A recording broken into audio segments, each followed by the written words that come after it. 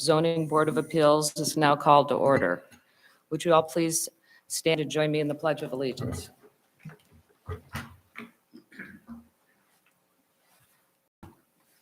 I pledge allegiance to the flag of the United States of America and to the republic for which it stands, one nation, under God, indivisible, with liberty and justice for all.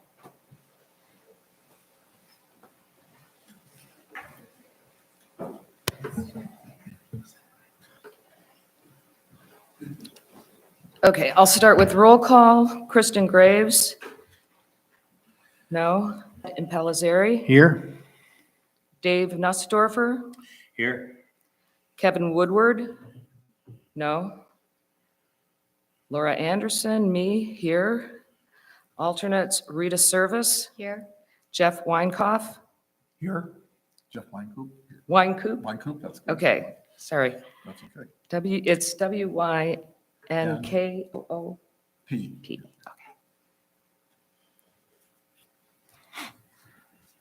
Okay. Okay. Next item on the agenda is approval of the agenda for tonight. And I have one question, Sarah. The case number for tonight, is that what we're? Oh, Is yes. that correct? It should be 01 on the agenda. So it's ZBA 223-01. I got ahead of myself. Okay. Does anyone else have anything on the agenda to bring up? All right, in that case, I'll make a motion that we approve the agenda with the correction. Oh, go ahead, Dave. Go ahead. Rita, seconds. All those in favor? Aye. Opposed?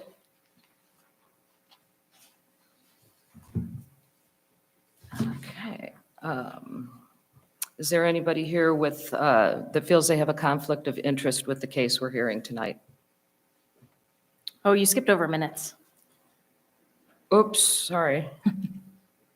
I did. Darn, thought you wouldn't notice. I wouldn't let you get too far. Okay, I have a couple of corrections to the minutes. These are corrections to the corrections from the November 16th meeting. So under item C, not included in the corrections was was told that a ground level patio was being built. Blackmore Properties never informed her as ZA that it was to be used as a helicopter pad.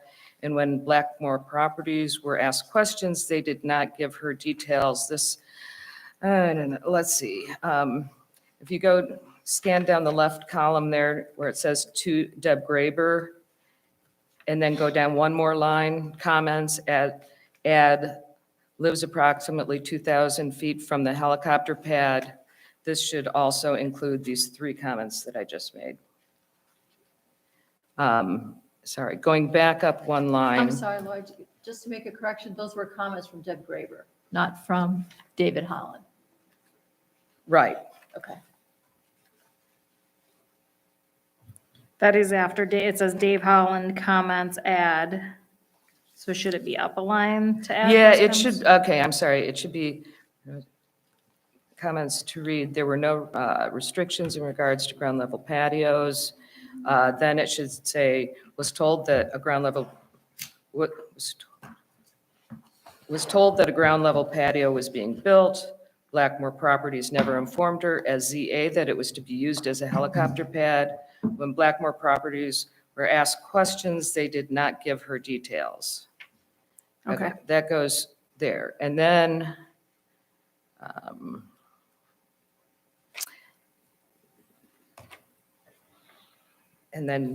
down on the next line, comments add, lives approximately 2,000, so David Holland comments add, lives approximately 2,000 feet from helicopter pad, and objects to use of helicopters in residential area.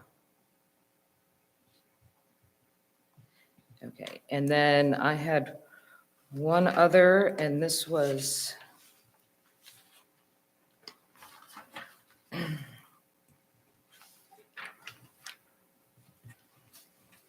down the third to the, or I guess it's the fourth from the last line in this same paragraph. She says, here she says, G2 finding of facts, first sentence wording, practice, should we read practice? And that was, what she was referring to there was Merriam-Webster defines customary as, and she left out by or according to custom or established practice.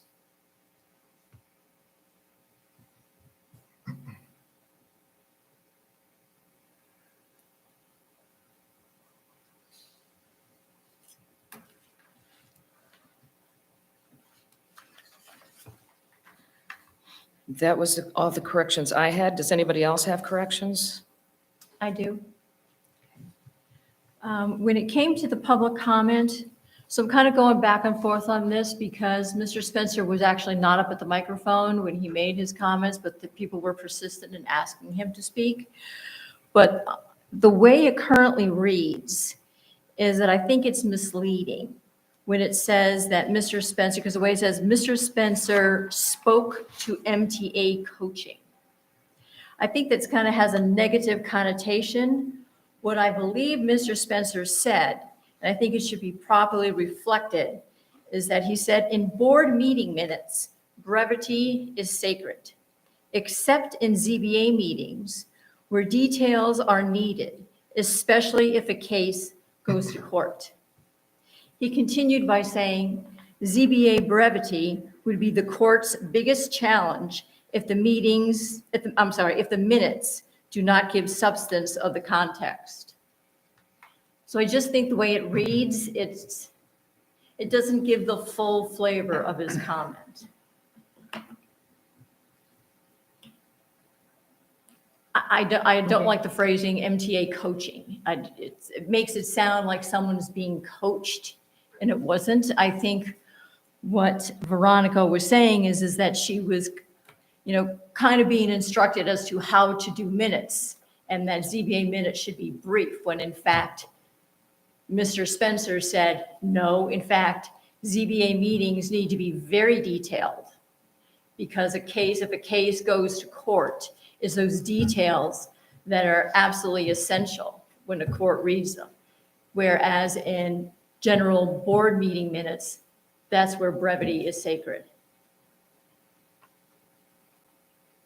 So what would you like to put there for Bob Spencer's public comments?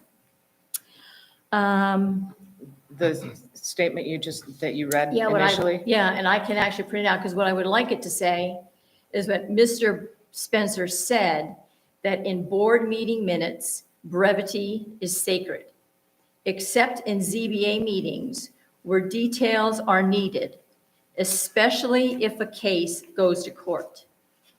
ZBA brevity would be the court's biggest challenge if the minutes do not give substance of the context of the potential case.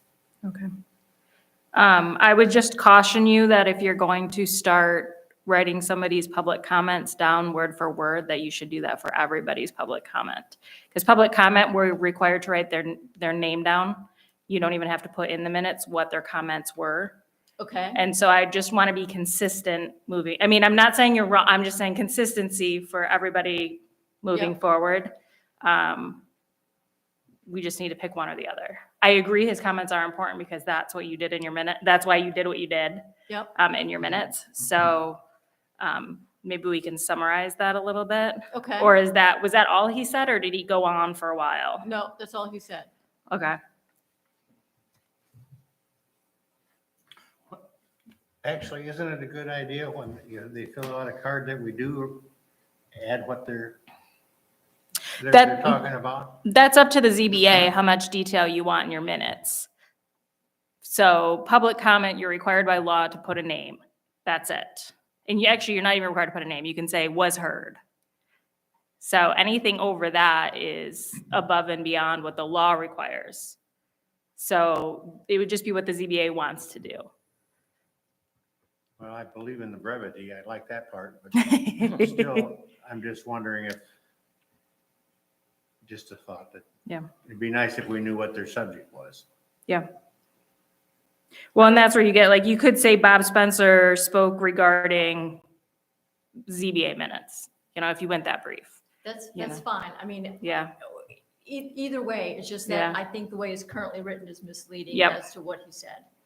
Do you like going that short? Bob Spencer spoke regarding ZBA minutes or documentation Documentation of ZBA minutes. meeting or ZBA detailed meeting minutes. Yep. Why don't we go that way? Okay, that's fine. If everybody's comfortable with that. I am. Are those cards kept for later reference or not? I'm not sure what happens to them because people just write down their name and their address on the card. Okay, so they're not really writing down anything you're saying anyways. No, I think there's a little extra space, but they're Jen, not I can't required really hear to. you, I'm sorry. I'm sorry, I just didn't know if those cards reflected exactly what they said, if they were somewhere else where they could be referenced if they needed to be. Yeah. Like. Not in they that said this- detail. Okay.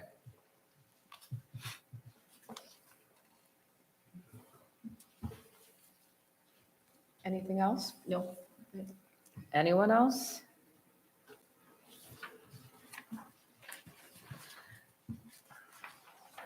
Okay, then I'll make a motion that we approve the December 7th minutes with corrections. I'll second. Those in favor? Aye. Aye. Opposed?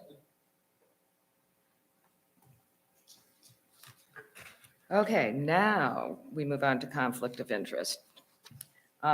Is there anybody here tonight that feels they have a conflict of interest with this case? I don't feel I have a conflict of interest, but I do want to bring it to the attention. I did live next door to his in-laws. He had built a house for them. I think it was 2 years ago. They are my neighbor, so, but that's not, I don't feel it's going to have any bearing on any decision that I make, but I just wanted that to be public here, so. Okay.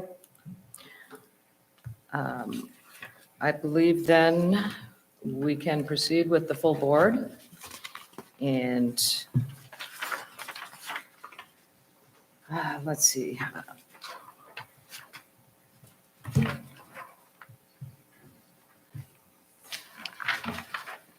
All right, the next item is public comment, and it doesn't appear we have any other public here to make comments, so unless you have, Mr. Ansel, you have a comment that's unrelated to your case. Okay, no public comment. And I believe, Sarah, you said there was no additional communications. Correct. So then let's get on with the hearing of the case. And that would be ZBA 2023-01.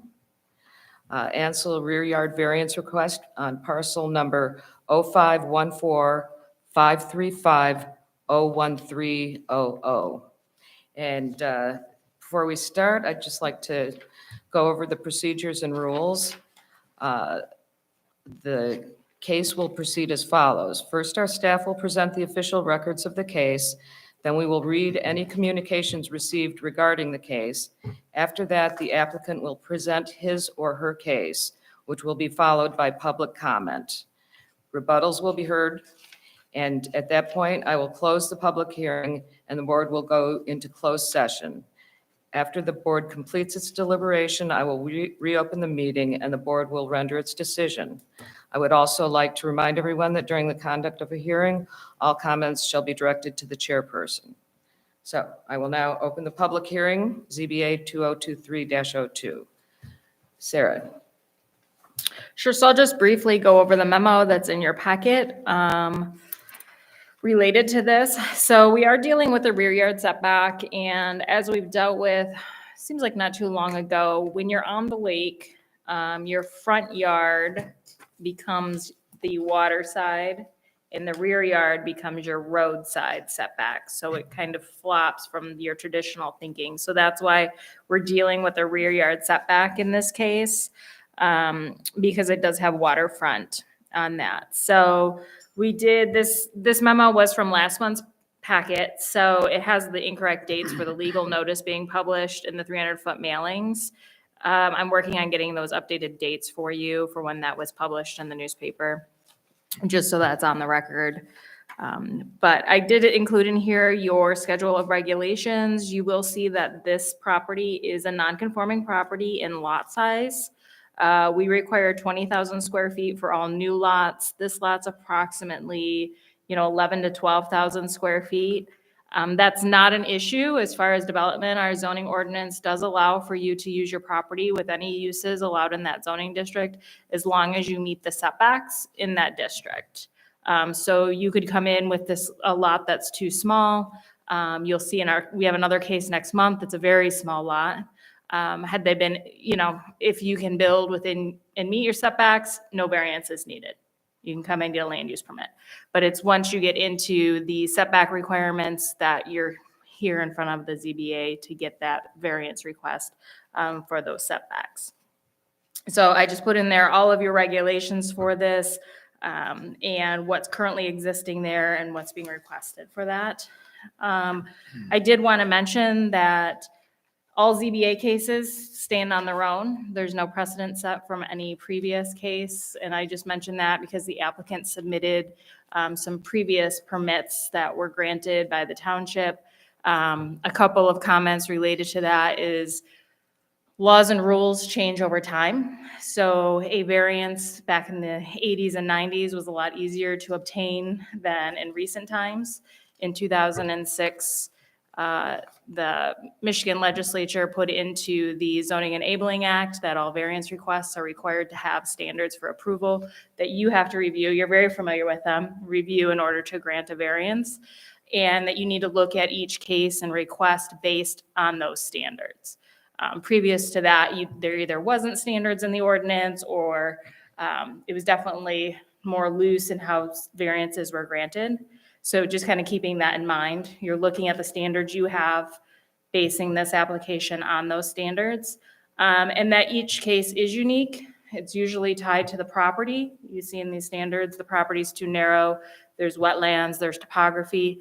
That's why you're granting or reviewing the application for a variance request. So just to keep that in mind when you're doing that. I did include the worksheet in your packet. You're familiar with that to kind of walk through, and we'll walk through that as we go through this application. Does anybody have any questions? Nope. Okay. So if you want to move on to the applicant, I'll look up the dates for the publication, and then I can let you know those before we close the public hearing, what those dates are. Okay, that'd be great. All right, Mr. Ansel, would you like to present your case? Yeah. First of all, thank you for your time. I appreciate that. As she said, we're looking for a 20-foot variance on our rear, which is our roadside, for a garage. Garages are a common thing in northern Michigan, in our community.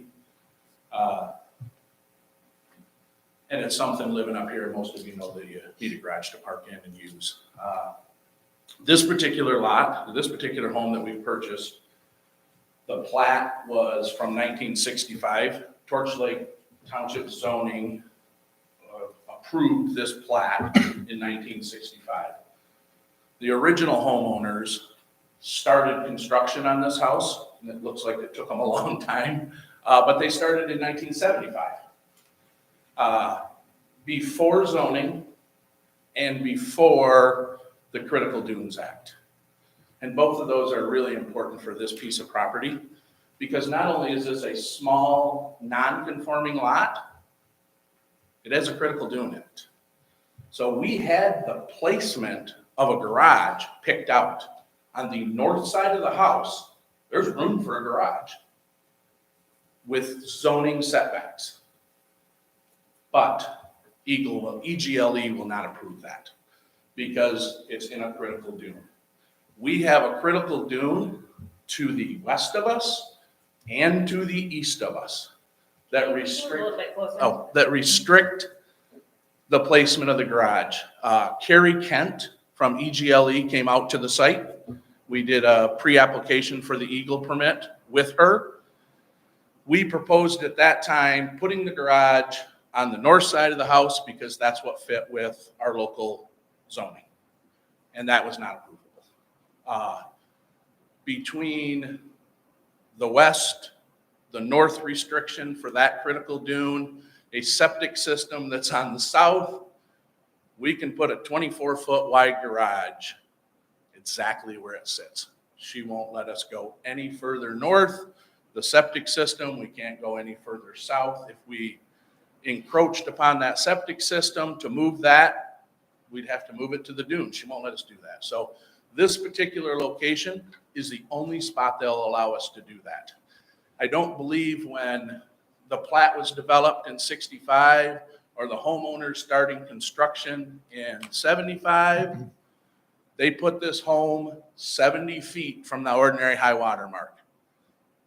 If they'd have put it 50 feet, we wouldn't have a problem right now. But I don't think either one of them ever expected that in the future, the state of Michigan or Torch Lake Township would take their rights away. When you take a look at that, this particular house, we're looking to fix it up. It's been boarded up for a long time. We've met with many of the neighbors. They're super excited that we've taken an old boarded up house that the raccoons had taken over and we're fixing it up.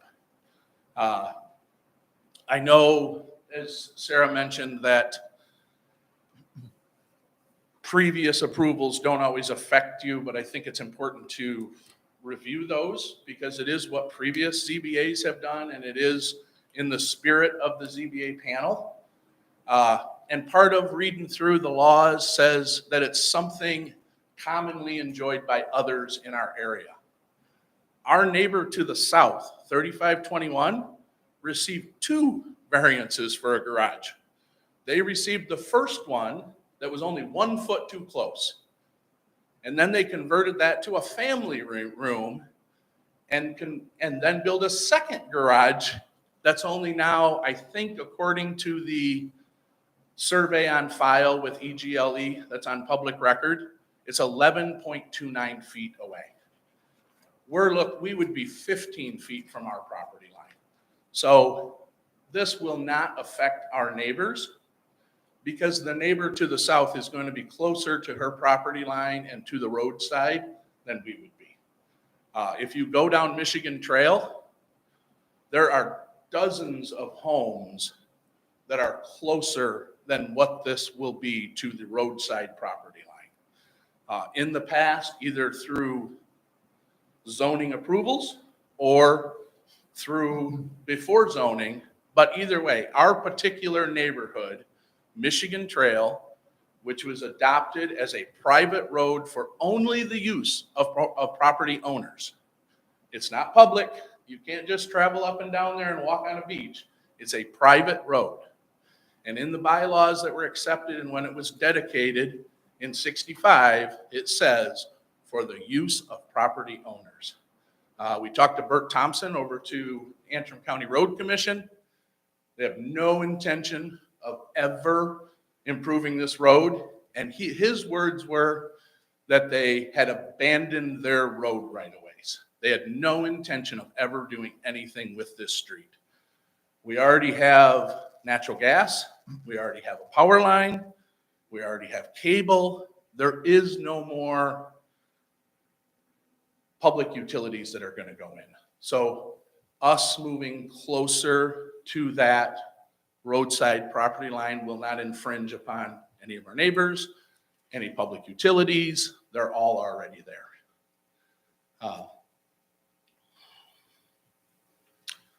Thank you for your time. If you have any questions about the stuff we've submitted, try to answer to the best of our ability. Thank you. Thanks. Why don't you stay at the mic for just a second? We'll see if the board has any questions for you. Okay. I do. Mr. Ansel, hi. On page 21 of your package, there is a drawing of 2 walkways on both sides of your proposed garage. It's sheet 3 of 4 in your survey documents you turned in. Yes. Yeah, but it's also numbered here. Yeah, that's 20 an, of 36. that's an R packet. Oh, Like, I put those on when I make the packet up. okay. But you know what? There's an extra packet back here. I have it written out. I got one in here too. I Oh. picked up back there.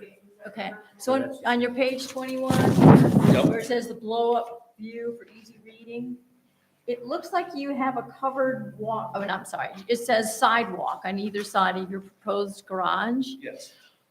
Are you proposing that those sidewalks be covered at all? No, the porch is covered, but the Right. sidewalk is not. Okay, so there'll be no overhangs or anything from No. the sidewalks, okay. All right.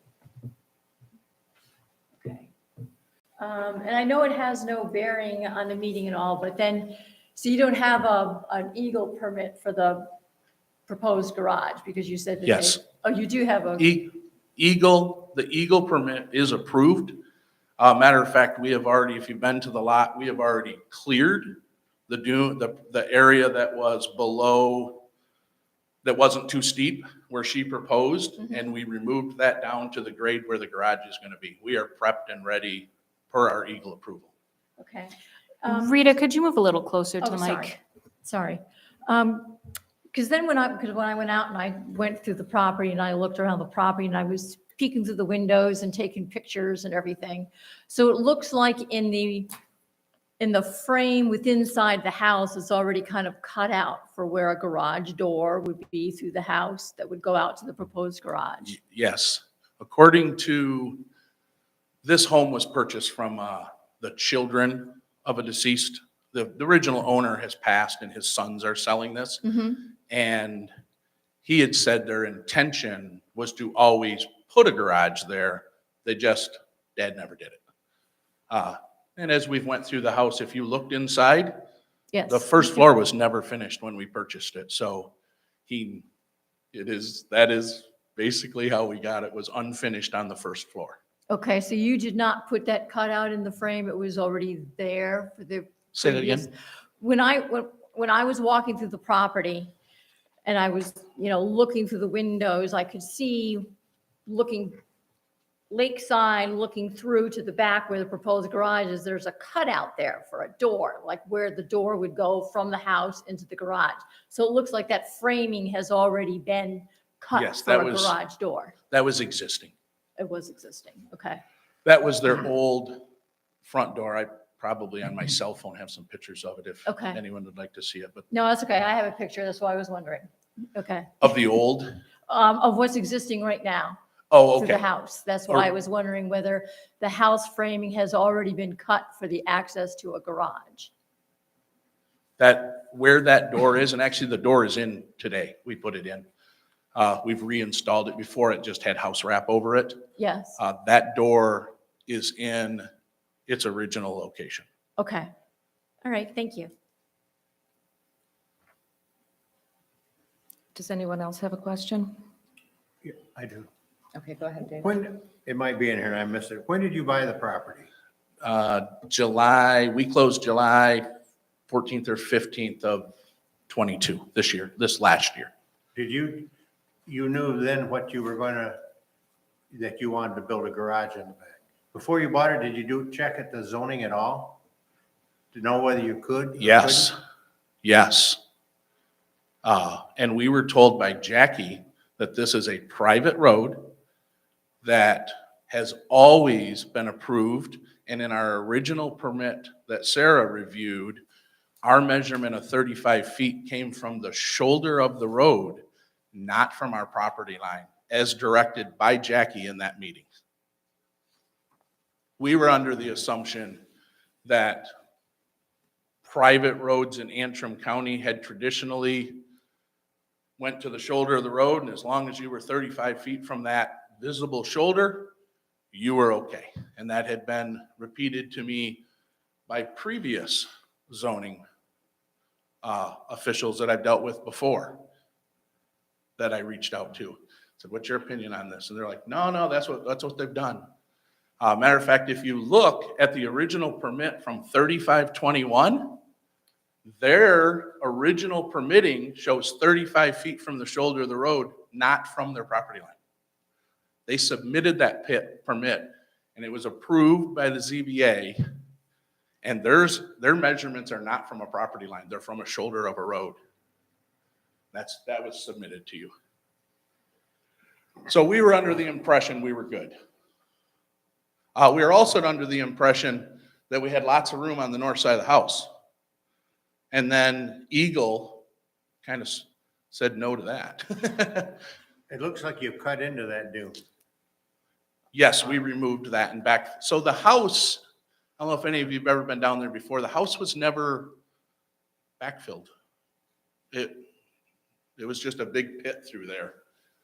They had a ramp that went to a front deck into the door, like 2x12s that you walked across.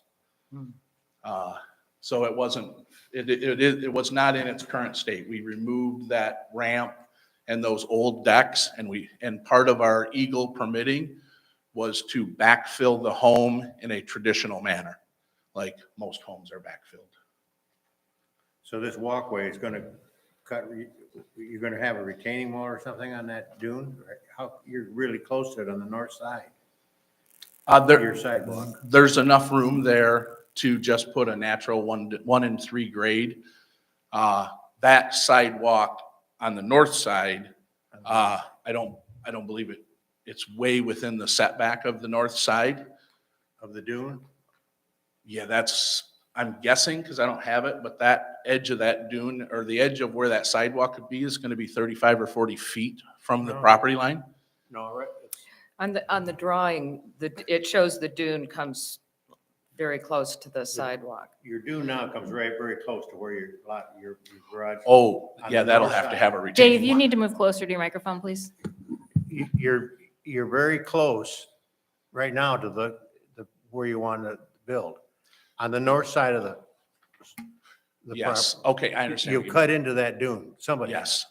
So per EGLE permitting, we were able to cut into that dune.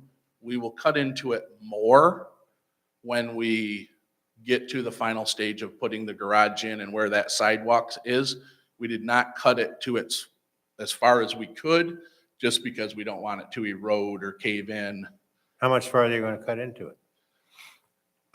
Just enough for that sidewalk to go through with, I don't have the exact dimensions, Wow. probably another 3 feet. And that's permitted by EGLE. It's on our permit that is in the file. You guys should have that on, I didn't submit the EGLE permit because it was supplied to you guys. I believe either Okay, Jackie or Sarah I has believe it. you. I just noticed that. It's pretty steep right now. It'll need some stonework and Yeah, whatnot it is to pretty retain. steep, yeah. Yeah. How do you deal with the previous administrator okaying something like this? We're not obligated to continue to enforce something incorrectly. So, and what you're gonna look at would be, so a lot line is, the definition of a lot line is a line that divides two parcels of property, or the line that divides the parcel of property from a road right of way or water body. So you're looking at the property line, not the edge of the road. So you can see on this survey, if we're looking at the sheet 3 of 4, page 21 of 36, that Rita was talking about earlier, if you have Yes. that open, you can see the lot line. They have the corner markers, so where that 35 feet is measured to is the lot line. That's the edge of the road right of way that the road sits in. So the road typically is in sort of an easement. A private road is in a private road easement. Typically, they're 33 feet wide. They may be less if they were previous, they may be smaller. But you have the road right of way is, say, 33 feet wide, or on a public road, usually it's 66 feet wide. Well, the road's not 66 feet wide, but the Right, area to put yeah, the road gotcha. in is. So that front property line, a lot of times, it's not very easily visible unless you know where your corner markers are on your property. But the zoning ordinance does say that the lot line is from that line that divides it from the road right of way. May I say something? Sure. In reading through all of the zoning laws, this is the first time I've ever been through this, so I am really green. It talked about something commonly enjoyed by others, either in our immediate area. A variance is commonly enjoyed in my neighborhood. My neighbor got 2. Not just a garage is commonly enjoyed, variances are commonly enjoyed. They granted her twice the same garage, and she wasn't happy with the first one, so she built a family room, and we granted her a second one. I just want what my neighbor has But you know, immediately the next door. rules change along over the years. But my home was built prior to the ZBA developing a set of rules that took property owners' rights away. This lot would never be approved today. It's only 113 feet on the northern side. Once you guys accepted, or once Torch Lake Township accepted a lot 100 by 113 in 1965, and I have the document that's signed, Oh, I'm sure it's legal. it's very unfair to future people to say, oh, now you don't get that anymore. We accepted the lot. You got to accept the rights of, sometimes the terms I would use is grandfathered in. You know, man, you bought this lot, there's rules. If we changed the rules today and said all of these need 200-foot setbacks, but you have lots that aren't that big, you'd restrict every person's right to ever build. The plat, the original homeowner and the original developer would have never imagined that future, in the early 80s, zoning would come along that would not allow them to use the majority of their property. With this lot, we can only use about 5,000 square feet of a 12,000 square foot lot because Critical Dune restricted it and Torch Lake You don't take Township. any responsibility for figuring it out before you bought it. Again, I was gonna put the garage on the north side of the home where it fits. I understand that. And Eagles permitted it there. I mean, it's kind of two different entities. They have their priorities and you guys have your priorities and they're not. You do believe in zoning. I There do. should be zoning. I do. Okay. I absolutely do. But there are different homes and different subdivisions in Torch Lake Township that do have an exemption. My mother and father-in-law's home on Birchview Drive has a 25-foot front road setback, not 50. They are 25 or 30 feet from A the lot front of homes road. were built in the 40s and 50s around here. I built it last year. They would never go. I built a Right. home for them 2 years ago that has a 25-foot front road setback because that's the way Birchview Drive, Torch Lake Township, their original plat, that's what it was set up for. Their lot's only 92 feet deep. Couldn't build a home if you didn't let them do that. I guess I'm, Yeah, feel free to ask a question. I live on Birchview and I know when we built our home, my wife and I built our home in 92, it was a 50-foot setback. And we were concerned then that we were going to have to get a variance, but we did not have to. The bylaws of that sub say 25 feet on the east side of Birchview Drive. And that's what, Hofer's Haven subdivision, or is that a different, because there's 2 or 3 subdivisions on that road? The subdivision in which we built my parents' home specifies that homes on the east side of Birchview Drive can have a 25-foot setback. It's in the bylaws of that original plat. And that's why we were allowed to do it, because it didn't meet township guidelines. But when that was accepted, I believe in the 50s, that was written in the plat. So certain designs from a long time ago don't work with today's designs. I understand that there's rules, but So Sarah, can you speak to how The that 25-foot setback? The 25-foot setback supersedes the zoning ordinance? It doesn't. It's who approved the permit. Pardon? It would be whoever approved the permit, because if it came to me, bylaws are private deed restrictions on the property. The township doesn't enforce private deed restrictions. So we got zoning in 83, 84. The zoning ordinance was approved. So if the lot was approved in the 50s, it probably does have a setback that doesn't meet our current zoning ordinance. So I would say today, if that application came in, and I don't know all the specifics to it, but if it's zoned the same, it's an R1 zoning, it would be required to meet the same setbacks as this lot. The 35-foot Correct. setback? Okay, Yes. thank you. I just had a clarifying question because I want to make sure that I understand. What's the name of the neighbor that you're talking about that had the 2 variances, or which address is that you were talking about? 3521, Okay, which is Adeline, I think is how you pronounce her name, Adeline Leander. okay, She wrote a letter on our behalf, and it says, my family is Ansel's first neighbor to the south. We have been excited with the progress in preparing their home, or in repairing their home. We are in full support of him receiving a variance to add an attached garage on the roadside. We believe it is only fair that he be allowed to do this since we were granted a variance to build our garage. Okay, and this, and according to your documents here, that they received their variance in 2001, is that correct? Yes, on page 27 of the package.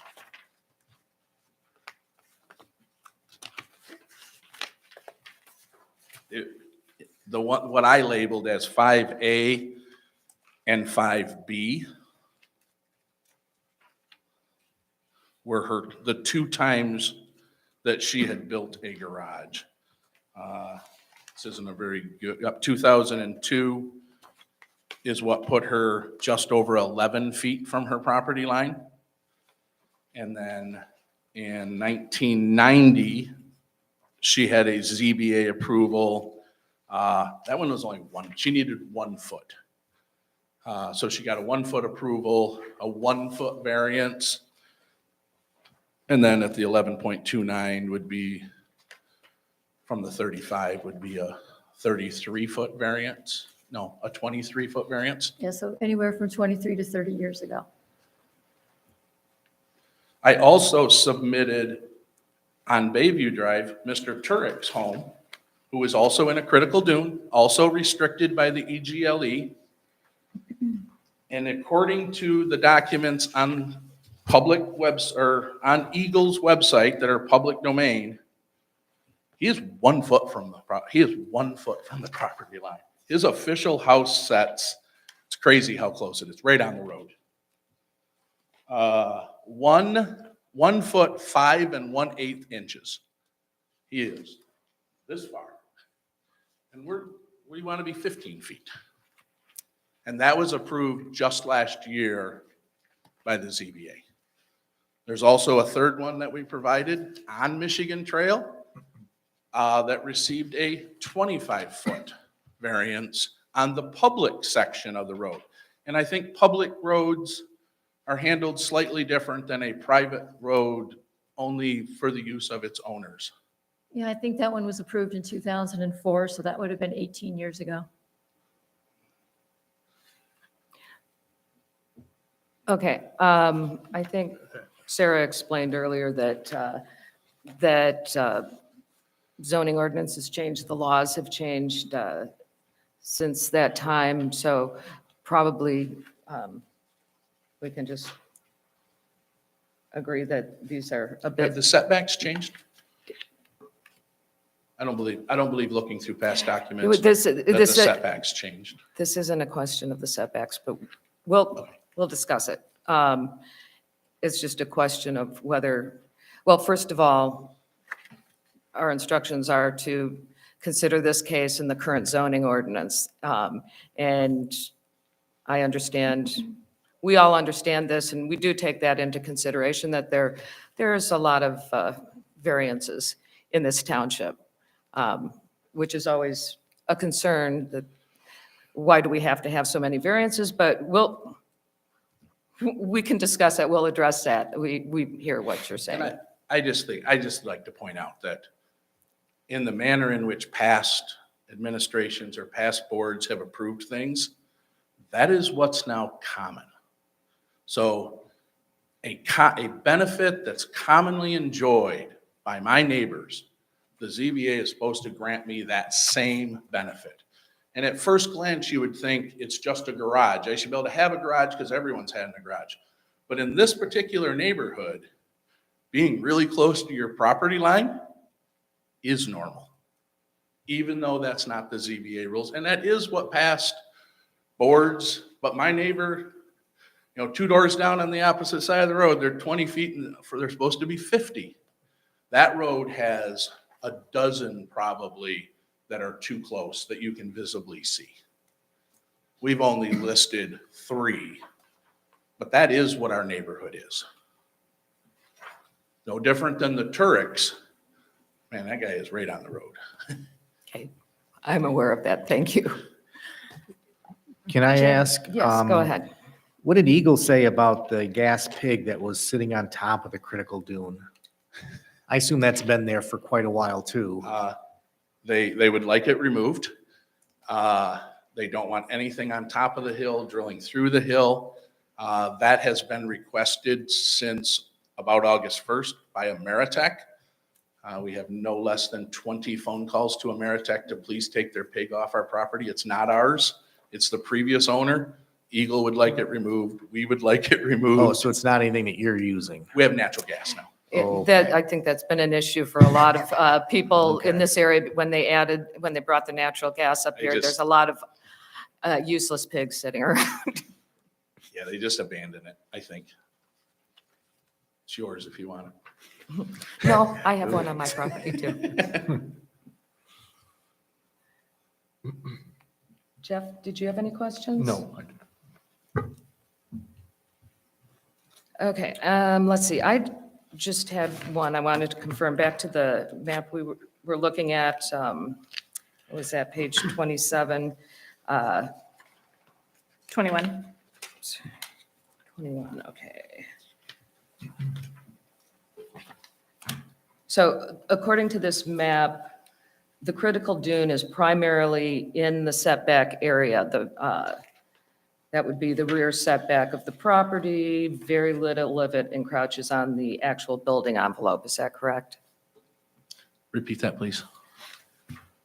If I'm reading this map correctly, the critical dune is outlined in red, and so that is primarily in the 35-foot setback area, not in the building envelope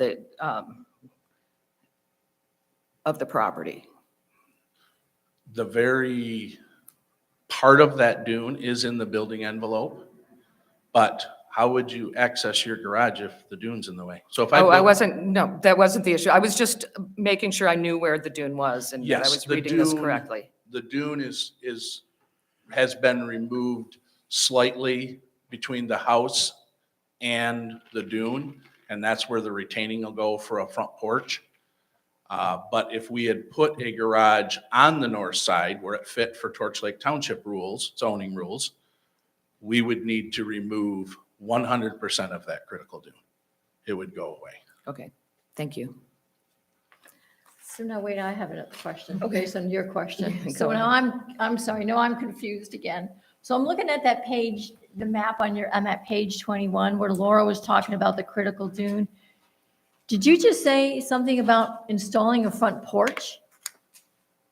What, maybe I'm missing something, because I see the critical dune being circled by the proposed I garage. think she's talking about this covered porch right here. Okay. So See, I see the critical dune circled Where over it here by is- the garage. where the lot is cleared, where we Yeah. had it staked out, that's going to be a garage. And where you see that front door, Yep, that'll be inside of the garage. okay. So next to that heading to the north, behind the bank or behind the critical dune, will be a front porch with a second entry door that goes from the porch into the home. So that will be an exterior door, not a garage door. Yeah, he's gonna build this porch right here. So this is And the this- porch? This right here, yeah. So this is the, so Yeah. this is a porch? Yeah, that's the porch. Oh. Because it says, this is, oh, okay, got it. Okay. Thank you. I didn't follow the arrow, okay. So he'll be cutting Yes, into it again. okay. So. All right, And that front porch has no variances or setbacks. great. Okay, I got it. You know, we also, I don't know if it helps, but I think it's worth, this plan changed the back porch. If you look at the lakeside porch, Mhm. there's a triangle in that. The current footprint that we have surveyed and took prints had a variance in it.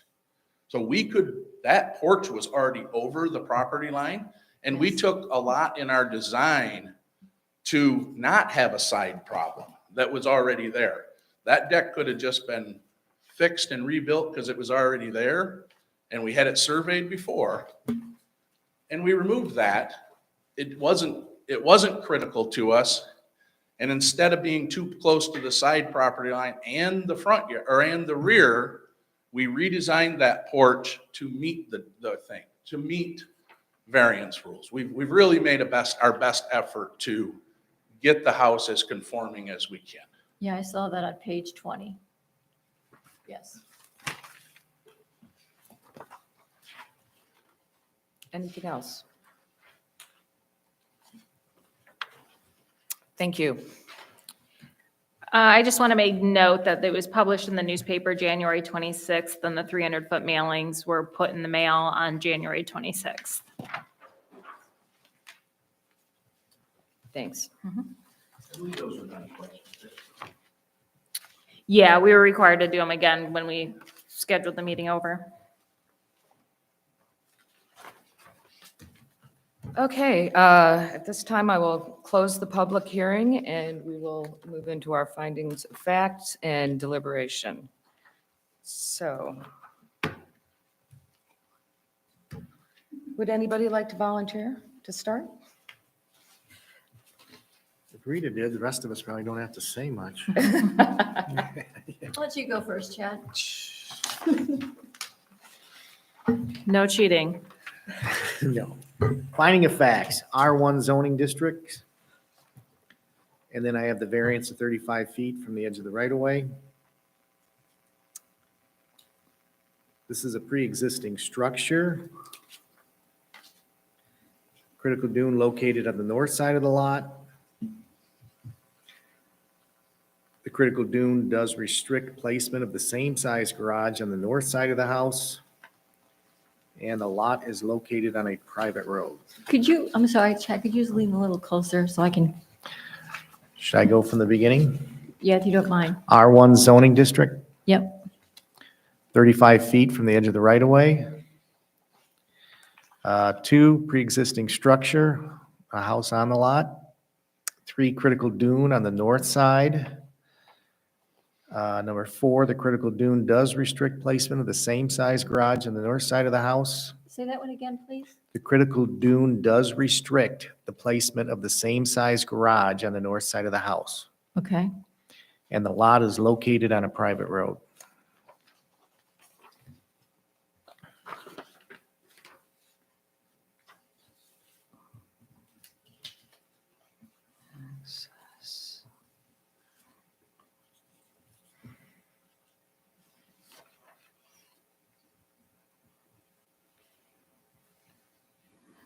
Okay. Can I elaborate on your first one, the R1 zoning district? Yes, of course. I would say the property is located in the R1 zoning district and has a residential dwelling unit that was built in 1975 prior to the zoning ordinance.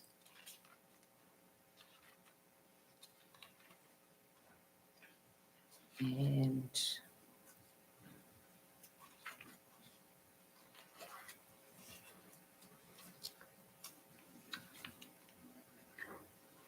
Did anybody else have comments on?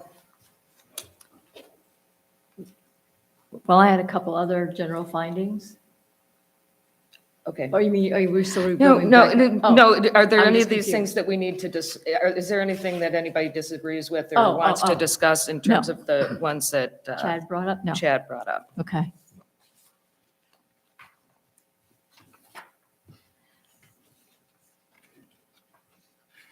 Okay, go ahead, Rita, do you want to? Part of the general finding is the lot size is 59% of the minimum requirement of 20,000 square feet. The lot is 11,757 square feet.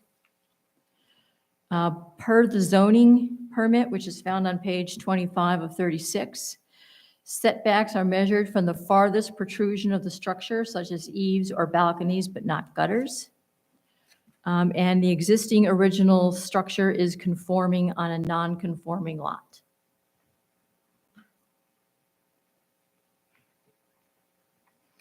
Okay.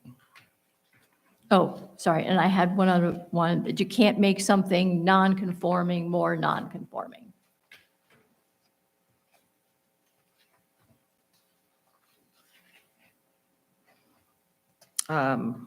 Okay, so they can't make something non-conforming more non-conforming. Can you reference the zoning, part of the zoning ordinance that I know that, and maybe Sarah can, but I know that, that when you're talking about non-conforming uses Yeah. or structures, the lot is the only thing that's non-conforming, True. so you're not making the lot More more non-conforming, all but right. he is proposing a non-conforming structure. Okay. No, On the I agree, lot. then we can strike that.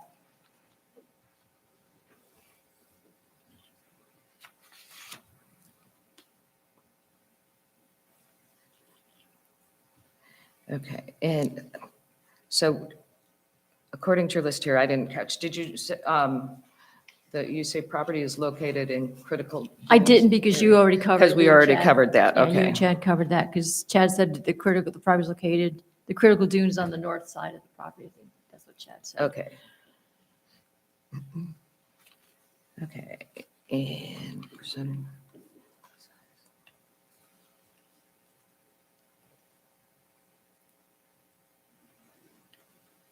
Okay. Did anybody have any other comments on what has been said so far?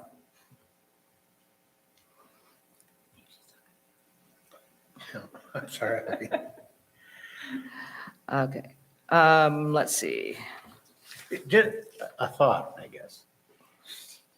He's brought up a lot of questions or items about what the zoning of the appeals or the ZBA's done in the past. But when we come up with new zoning rules, if we don't start enforcing the new zoning rules, why are we making new zoning rules?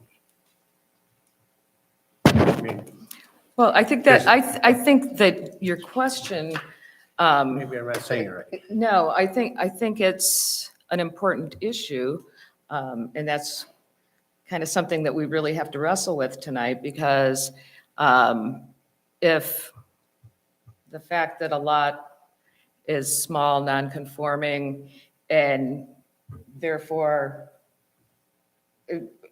does the zoning ordinance not apply to it because it was built or it was developed before the zoning ordinance? I think we have to distinguish between what is grandfathered in, or in other words, is a legal nonconformity, is something that was there prior to the zoning ordinance. But if you say because of that, a variance has to be given, then you're saying our zoning ordinance doesn't apply in any way, shape, or form to the property. I mean, I think that's what your That's question. kind of where I'm going, yes. What in your mind, and I think that that's something that we have to really consider as we talk about this tonight. I think we're going to get just a lot more of these now because some of these non-buildable lots, people are building them on.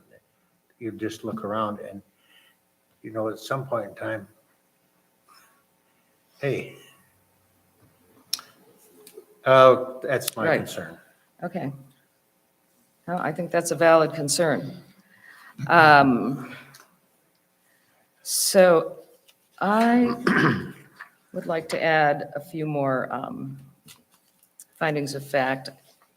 And forgive me if I'm repeating somebody else's, but I think that a finding of fact is that critical dunes are common to other properties in the area. Any thoughts on that or disagreement? Yeah, I agree. We've seen No, it I before. agree. Okay. Other lots in the development are non-conforming and do not meet the minimum square footage required by the zoning ordinance. And I called the assessor and got a printout, and there are a number of other non-conforming lots in that development. Would you mind repeating that one, Laura? Other lots in the development are non-conforming and do not meet the minimum square footage required by the zoning ordinance. Okay, I agree with that.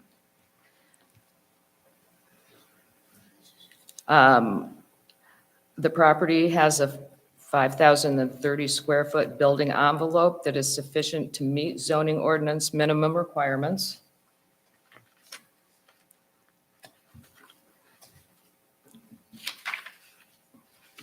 The critical dune is primarily in the rear yard setback and does not substantially reduce the building envelope of the property.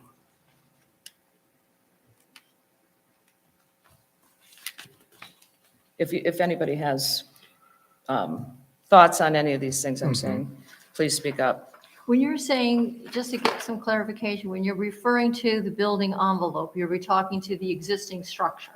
No, you're talking about the area within the setbacks. Within the setbacks? Yes. So that's where the township says he can build. Okay. Now, the critical dune can reduce your building envelope, Okay, or it might not. In this case, I'm saying that the critical dune is primarily in the rear yard setback and does not substantially reduce the building envelope of the property.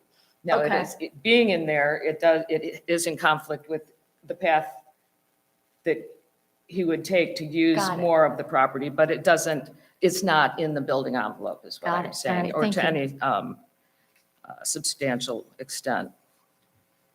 Yeah, so the building envelope, you explained it well, Laura, but on that page, the sheet 304, page 21 of 36, when you look at that, your building envelope is inside that dotted line, essentially, is what you would call your building envelope, that rectangle. So your building envelope takes out all the required setbacks from the lot and says that's where you can build. perfect, great, thank you.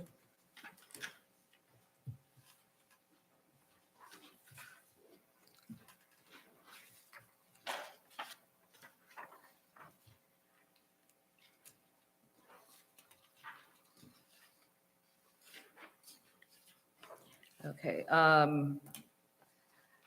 The applicant is requesting a variance that would accommodate a 28-foot deep garage. And the average length of a car is 14 feet 7 inches. That's the average. A Suburban is 19 feet. A Tahoe is 17 and a half feet. Okay, So, You could get a pretty big car in a 22-foot garage. well, the question there is the applicant asking for more than he really needs to have a garage? He's asking, I mean, you could, It's you bigger could than. fit, you could fit, I fit a Tahoe in a 20-foot deep garage. So you could fit a reasonable vehicle in a garage that's less than 28 feet and doesn't require as much an encroachment into the setback. Yes, that's,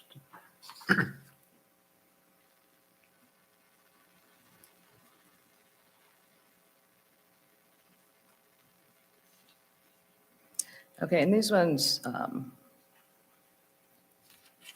kind of go to the self-created criteria, or also does the failure to foresee the need or wants of a future property owner or the implementation of a zoning ordinance negate the self-created criteria? Or is it the responsibility, and you brought this up, or is it the responsibility of the buyer to make sure the property can be modified within the restrictions of the existing zoning ordinance? To that, I would say that a finding of fact is the Torchlight Township zoning ordinance does not provide special relief or exceptions for non-conforming lots or structures that were built prior to the zoning ordinance. For example, we don't have a cottage overlay district for small lots that were built with, and therefore our zoning ordinance was permissive. And so it has to be in there for it to be allowed. Our zoning ordinance does not have any special relief for all these small lots that we have, and they're very common in our township. Lots that were built as intended for summer cottages, not intended for year-round houses. And I think you've already said this one, the critical dune prevents the applicant from using a portion of the building envelope for the purpose of a garage. We've already gotten that down, right? Okay.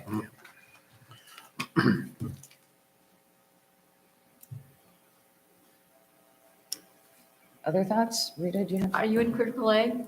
Pardon? Were you doing the findings of facts for criteria A? I we thought still we in were, general? we were just sort of moving around, I think. Oh, So okay, go ahead and add. I added a couple from different. okay. Because I actually Areas. broke it down between criteria A, B, Okay. and C. I was thinking yours were just under general, or did you want to talk about other criteria? Like those you pulled from other places, but you meant to be just as general findings, right? Yeah, I was just doing general findings Okay, rather than okay. applying them, because I thought, I thought that it was important that we pull in the finding of facts. I think some of them jump criteria. And I also think that the discussion that Dave brought up is going to be an important one. So I thought we would kind of approach it from a wide to narrowing down. So let's go ahead with any other critical or any other findings of fact you have. And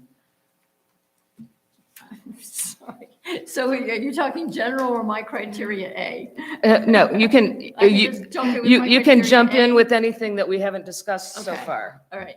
So with my criteria A, I said, and we've talked about it before, I said the lot is a non-conforming. The other, it is less than the minimum 20,000 square feet. The other finding of fact was that 1983 was the effective date of the ordinance. So I don't understand that one. Because we're talking about what's happened in the past, and the house was built, I think, what, in 1975 or something like that. Okay, so And so the basically, effective date of the ordinance is 1983. okay, so that's confirming that the house was built prior to the zoning ordinance, correct? Yeah, and that's actually on, there's a page in here that states that, I believe it's on the application, that states when the house was built. I have it. 1975, we talked about that earlier. Yeah, I think that's a good date. Yeah, did we get that in one of the criteria already? Was that in one of yours? The Shannon? general had the 1975 in it. I just said it was pre-existing structure. I Oh, think yeah. you said that, Laura. And I said, yes, I added. So I think we've already Okay. established that one. okay. So the other critical fact that I have was that the properties immediately adjacent would be unaffected as north and south setbacks comply. Okay.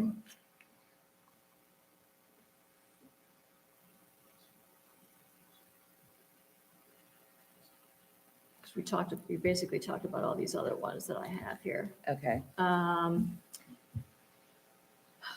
Then I said little enforcement may involve practical difficulties.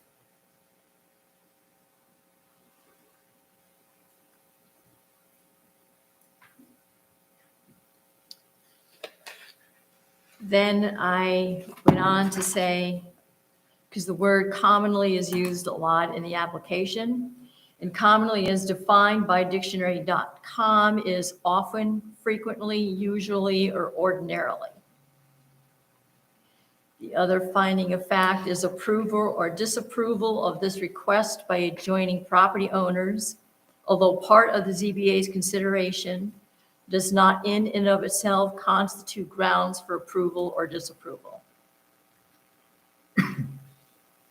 My other finding of fact was that the applicant signed section 20.06 statement as part of the ZBA application, which is page 18 of the packet, that states a non-conforming condition or conditions of neighboring lands may be considered, but will not in and of itself or themselves be grounds for the issuance of a variance. Any objections to any of these so far, or are you all in No, agreement that these are findings of fact? I'm in agreement. Okay. The. I didn't want to go too far. People have Oh, questions, go sorry. ahead. Okay.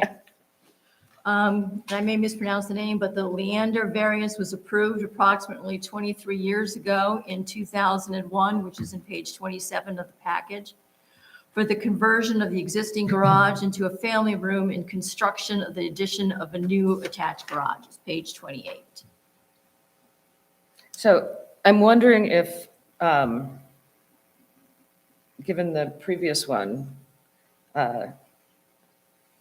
conditions of neighboring lands may be considered but will not in and of itself themselves be grounds for the issuance of a variance, then would we want to put information on other properties? Well, the finding. reason why I added them was because they were referenced as reasons why the application should be submitted.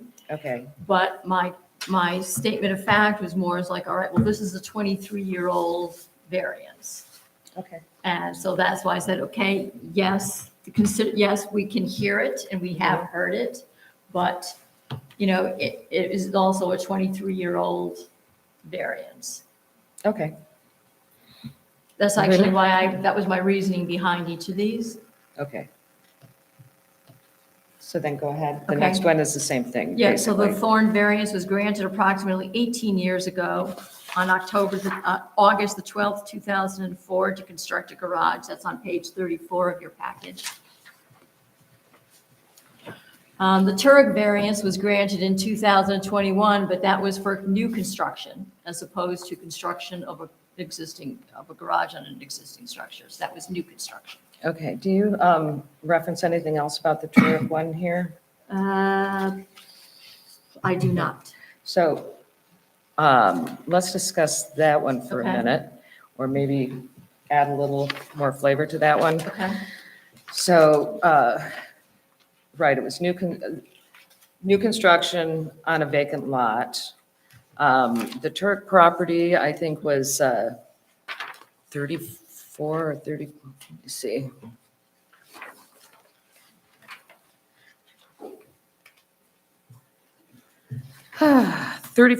$34,500 plus square feet, the lot. And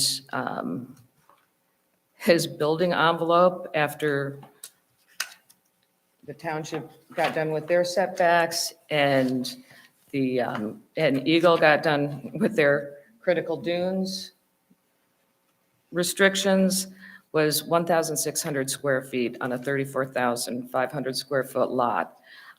So I would also contend that the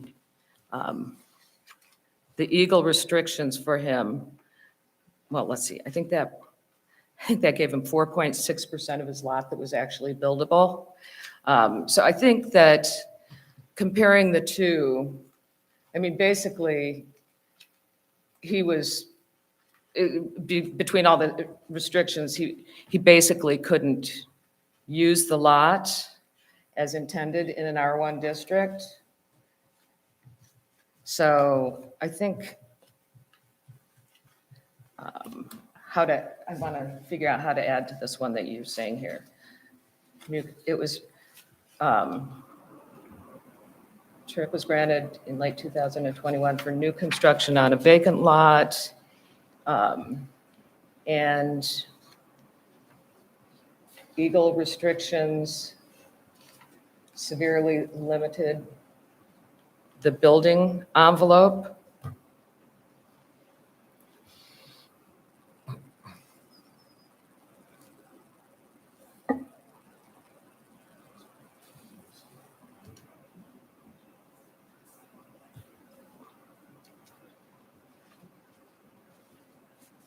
I like your 4.6%. Okay. You want me to put that in? 4.6%.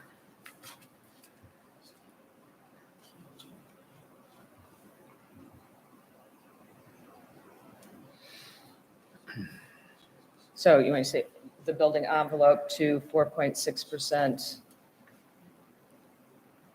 of the entire lot? Yeah. At least that's my opinion. Speak up if any of you have different thoughts on anything we're discussing here. Okay. Go ahead. My next point was in section 5B of the notice of appeals form found on page 13 of 26. The applicant stated that the following was his reason for the variance, was to construct a garage in Torch Lake Township was a function and necessary part of a year-round home. Well, per Google, the definition of a year-round home is properly insulated and equipped to sustain occupancy throughout the year. Necessary, as defined by dictionary.com, is indispensable, essential, or requisite. Also in section 20.06, the dimensional variances part of the form, item B, it says regarding the deprivation of rights enjoying, the applicant states having a garage is a necessary structure to living in Northwest Michigan. And that's what, again, I refer back to the dictionary definition of indispensable, essential, or requisite. Then as I drove around the area, I found that the following homes on Michigan Trail, specifically in the applicant's area, do not have garages, either attached or detached. Numbers 3439, 3485, 3503, 3579, 3599, 3781, 3827, 3837, 3925, and 3897.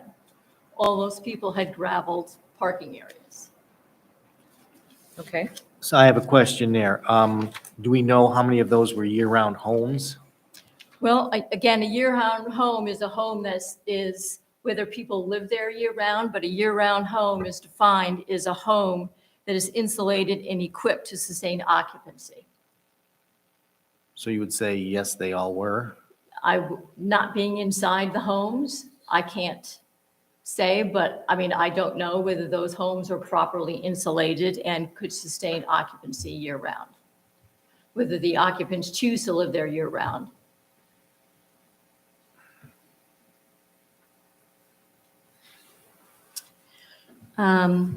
The other finding of fact was that the original, that's where it is, it's on page 20. Originally, the existing home was built in 1975. It's on page 14, and without a garage, as shown on page 20.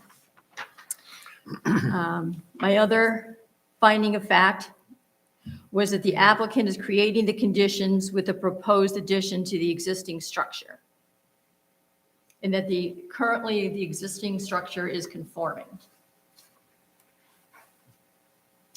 The additional finding of fact that I have was that the current side setbacks are in compliance with the ordinance, and that with the garage construction, side setbacks would still be in accordance with the ordinance on the sides. Okay.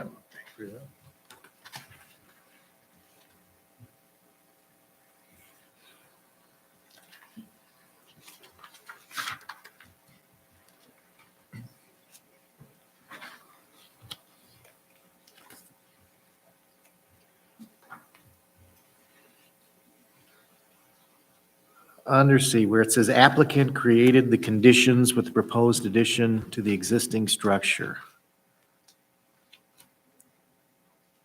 Well, that was more with the criteria C in the application where it talks about special conditions, because it asks whether the special conditions are the result of the applicant's actions. So it is a result of the applicant's actions that is creating the issue of the variance by wanting to put the garage on the existing house that's conforming. And all I'm seeing with that is it the dune that is causing him to do that? Because if he wanted the garage, he could put it on the other side, but then it's useless. So is that him? Them? So, I'm sorry.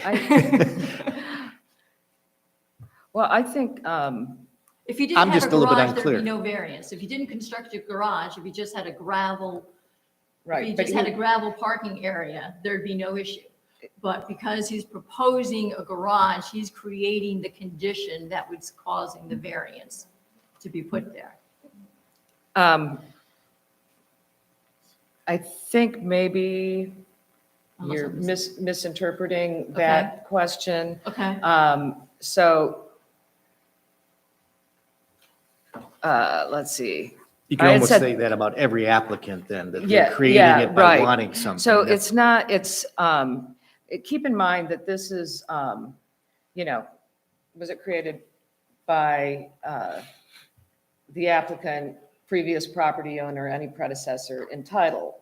And so if there was an issue that was created, it was done by the original person who put the house on the lot and built it without considering whether they'd have a garage, or they cared whether they'd have a garage, or that a future property owner might want something different. I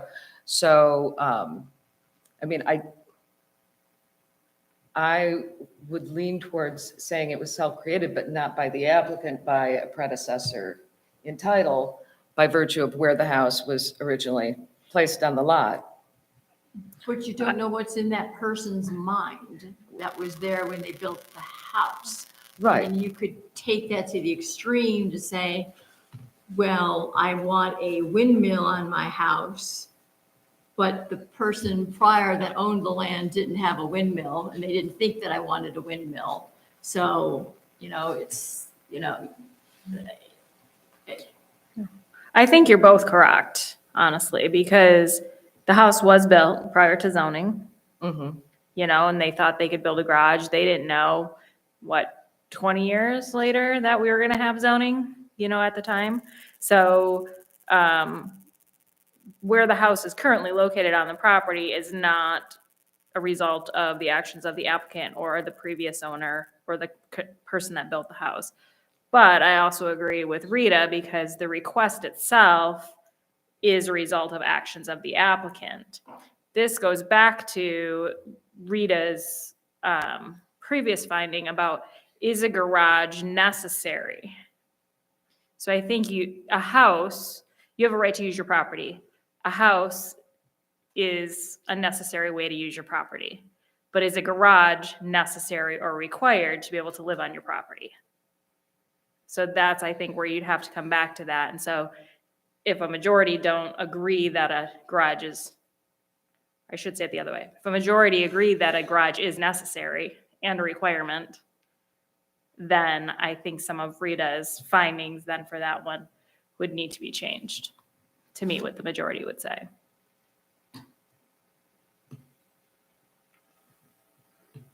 So you're saying,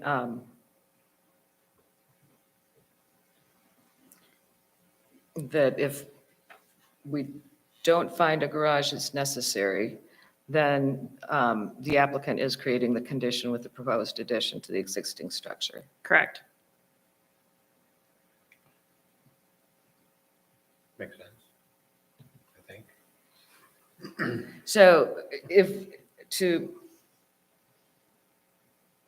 include this in the findings of fact, then do we preface that one with, if a garage is not a necessity? I think you could say that. You could say a garage is not a requirement to live on your property. Therefore, the applicant is creating the condition with the proposed addition. Okay, so I think this one requires everybody to speak up and say what you think about it. I agree with it. It makes sense what you're saying. A garage is not a necessity. No, absolutely not. Look, there's hundreds of homes around this lake that don't have garages or anywhere. Jeff? I feel it's not a necessity, no. Again, there's lots of homes that do not have garages with them, so. Chad? Where's the word necessary coming from? Is it just from the applicant? Or are we Yes. seeing that somewhere else? Because their words would not apply to what we're going with here. Now, it's on page 13 where it says to construct a garage and storage a functional and necessary part of a year-round home. So that's the first time it's stated. And then it's also stated on page 17, where the applicant responded to the question where it says the little interpretation provisions of the zoning ordinance would deprive the applicant of property rights commonly enjoyed by other properties in the same zoning district. The response was, having a garage is a necessary structure to living in northern Michigan. Garages are enjoyed by most full-time residential properties. So the word necessary is only coming from the applicant. It's not Correct. part of our, because I think what our ordinance is saying is he needs the same rights as everybody else. So us defining something as necessary or not, I don't see that as part of the ordinance, unless I'm reading it wrong. No, I think I agreed, but it's coming under the property rights commonly enjoyed.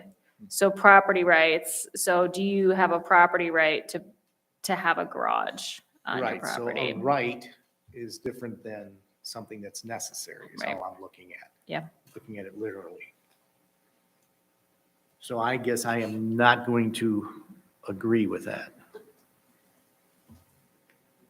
So- Because we don't have to do this based upon what the applicant is saying, but we have to look at, is it a right that he's being denied?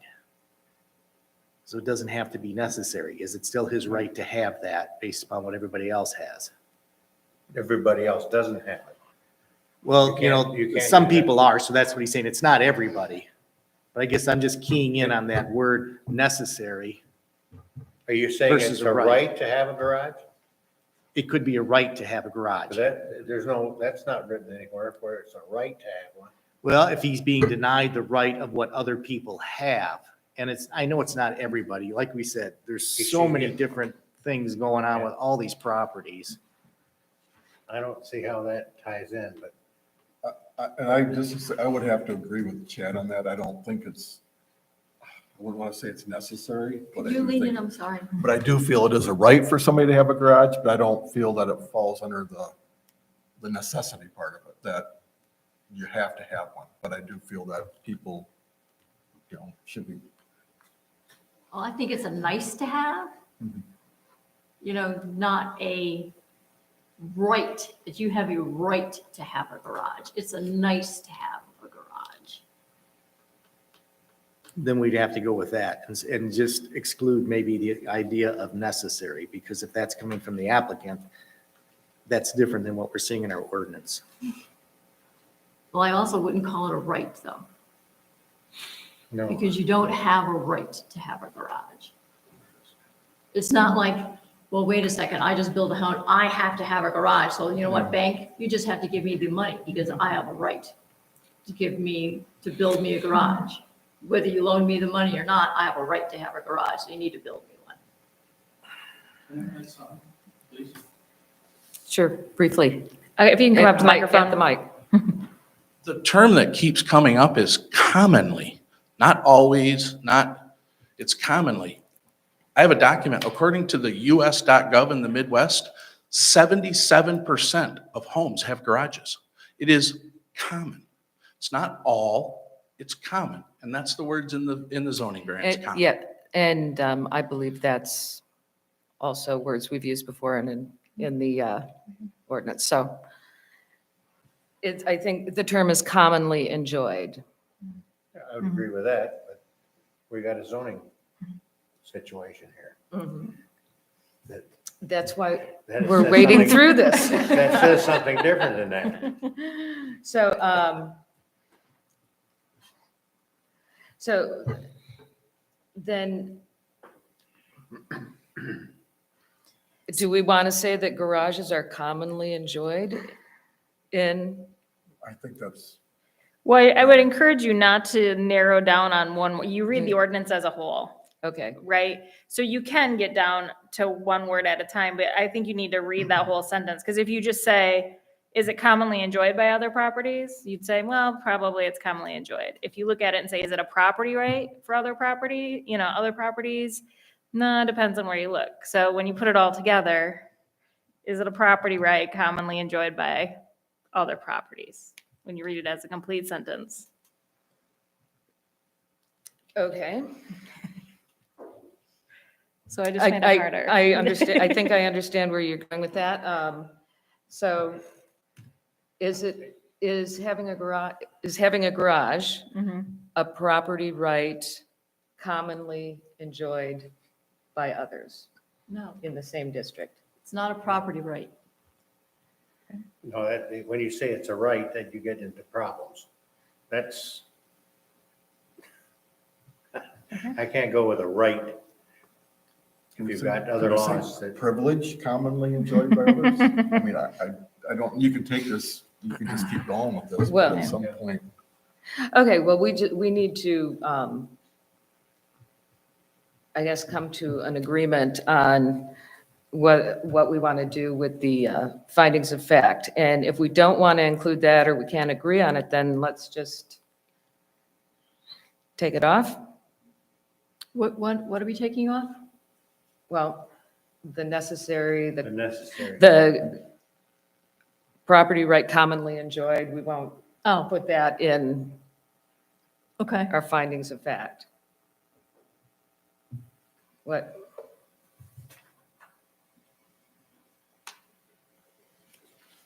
I think we ended up getting here because of a different finding, which was under criteria C where it said the applicant created the conditions Right, with the proposed addition, and that's where it ended up back to, did they actually or did they not, right. based on if a garage is a requirement or a property right commonly.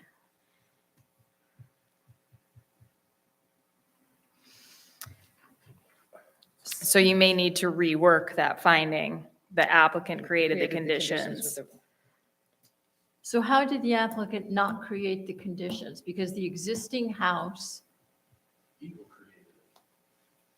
yeah, but Eagle has no bearing on this. Eagle has no bearing on the zoning ordinances. Right. So, no. So the existing house was there and it was all within the proper format, within the proper envelope and everything was all set in. So now we're putting a garage there, right? And so is that not creating the condition? That's where I'm missing. Is that by putting that garage there, is that not creating the condition? How does that, and if it doesn't, then someone needs to explain to me how putting that garage does not create the condition.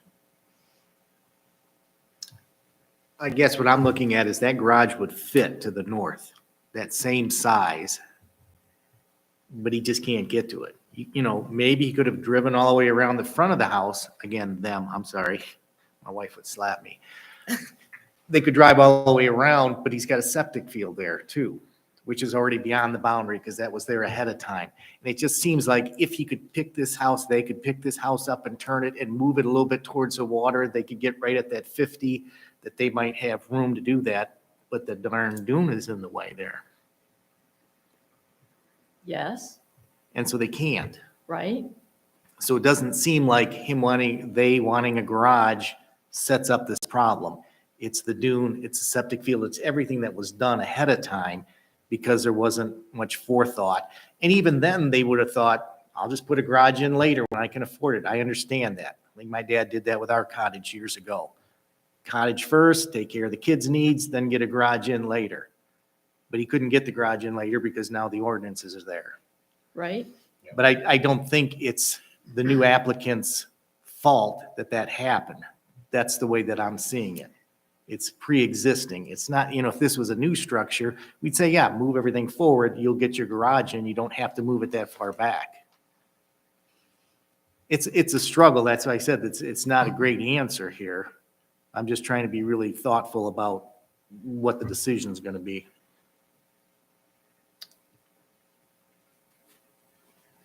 So I think that goes back to the issue of whether or not our whole zoning ordinance is negated by the fact that somebody built something on a piece of property prior to the zoning ordinance or prior to there being critical dunes as far as Eagle's concerned. And so my interpretation of it is that the placement by the original owner, the original builder, a predecessor entitled, the placement of the house,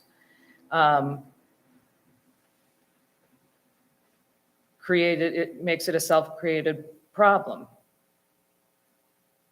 Because there is room on the lot to build a garage, but because of the placement of the house, they can't access that space.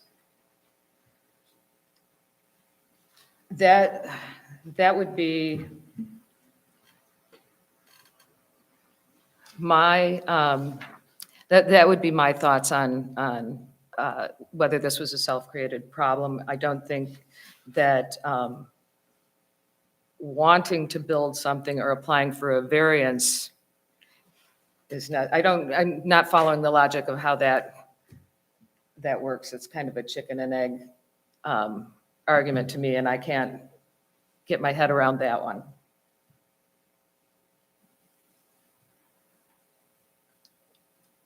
My concern is that, that's why there's zoning ordinances is right.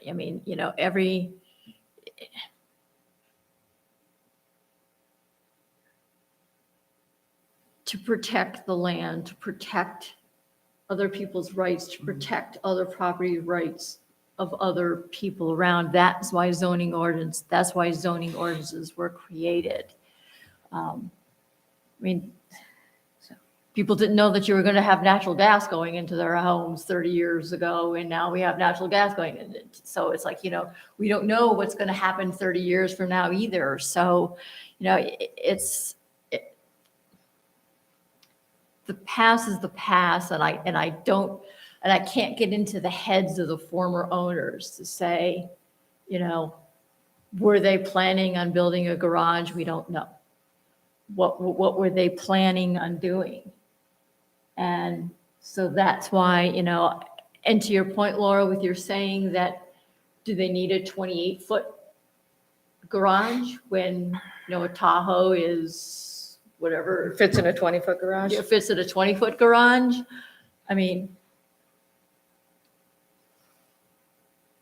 Okay, we aren't, I I don't know. think we're getting I'm anywhere struggling. here. Let's, I don't see we're dealing with 2023 now, and we're dealing with the zoning ordinance that's in effect now.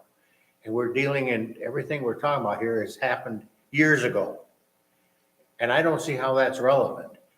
And if you start bringing that in, that their rights or that most people have them or whatever, man, that just shoots the whole zoning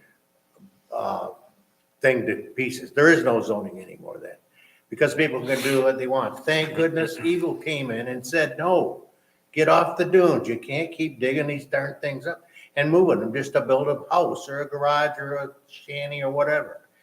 I think those are great rules. And to try to work around that to make it work just doesn't seem right. We're defeating what the zoning ordinance is all about. I'm living in today. I know I'm an old guy, but that's what I'm living in, not the past.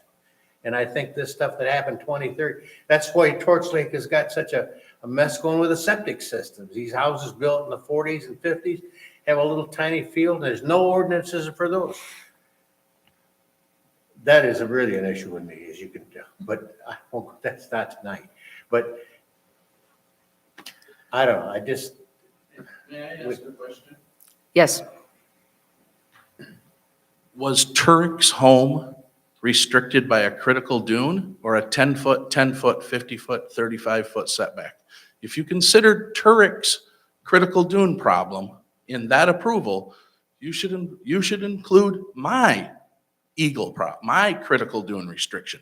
I can't believe that a 35,000-foot lot was restricted. 10, 10, 50, and 35.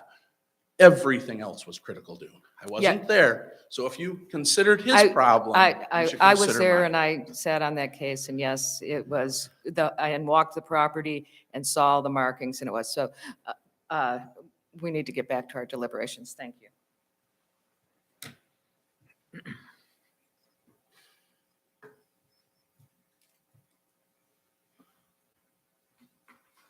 Okay, I still think that we're not making progress on this, so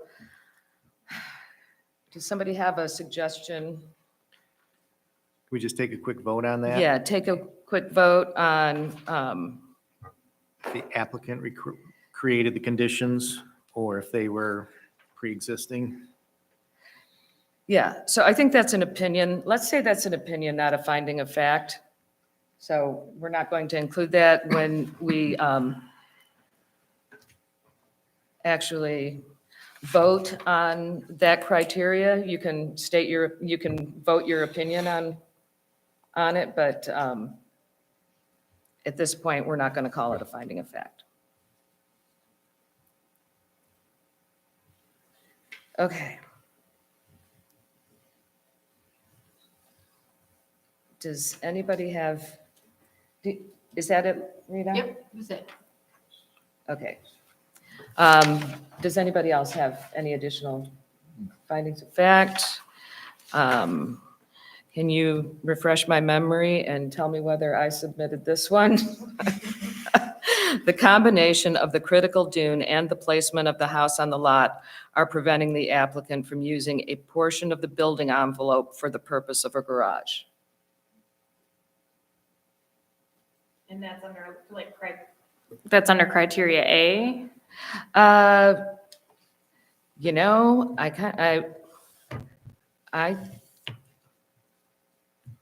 think it's kind of relevant to a number of them. Okay. Well, we can add it into each criteria if you Yeah, want. and I wasn't, Or is it general? guess. let's say general. Okay.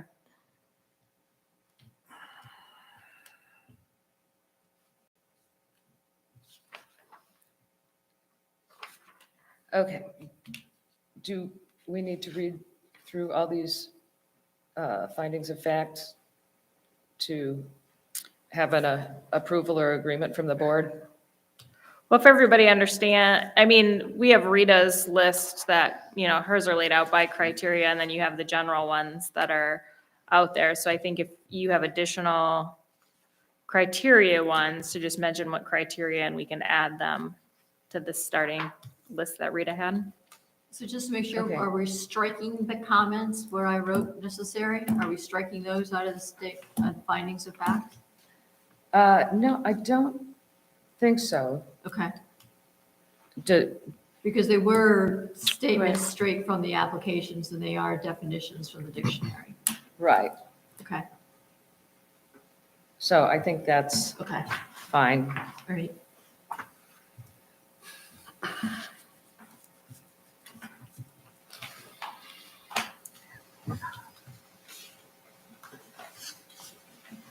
Okay. So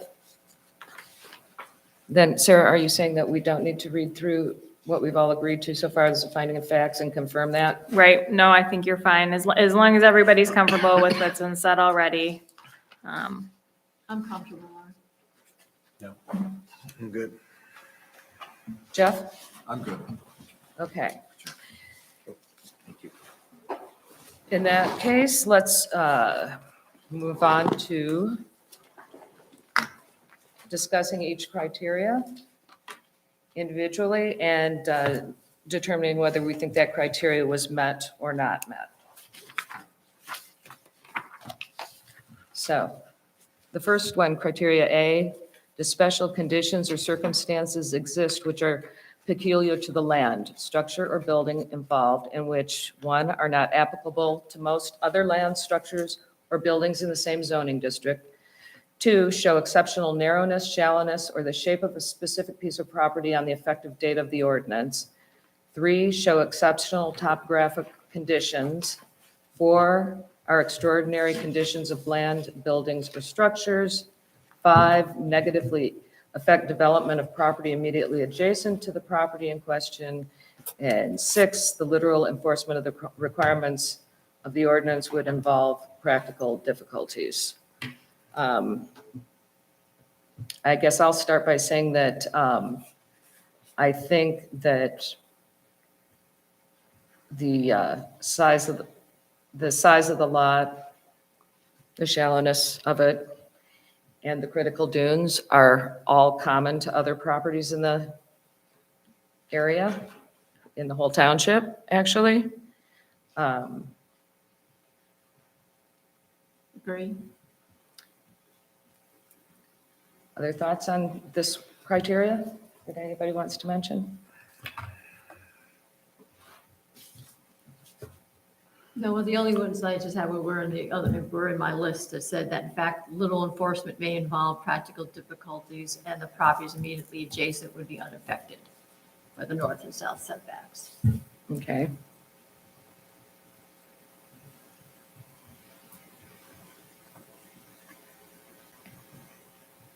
So we have those three findings for criteria A. Yeah, I think, let's see, I had critical dunes are common to other properties in the area. Other lots in the development are non-conforming and do not meet the minimum square footage required by the zoning ordinance. The property has a 5,030 square foot building envelope that is sufficient to meet zoning ordinance minimum requirements. The critical dune is primarily in the rear yard setback and does not substantially reduce the building envelope of the property. And, yeah. And I think we also had, that might be relevant, was the fact that the critical dune restricts access on the north side of the property. Did you have, Yeah, that works. Mhm. Chad, were any of your others relevant to this? I'm sorry? Were any of yours others relevant to this?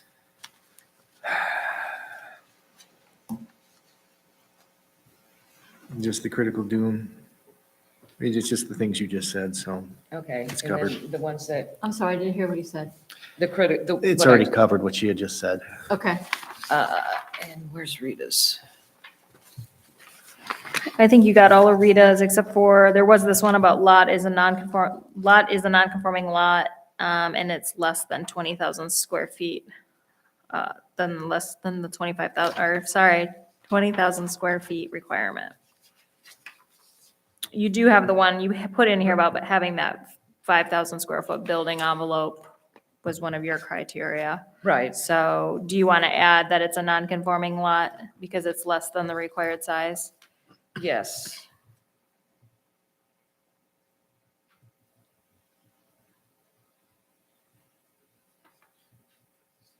Okay. Okay, so any other comments anybody would like to make regarding criteria A?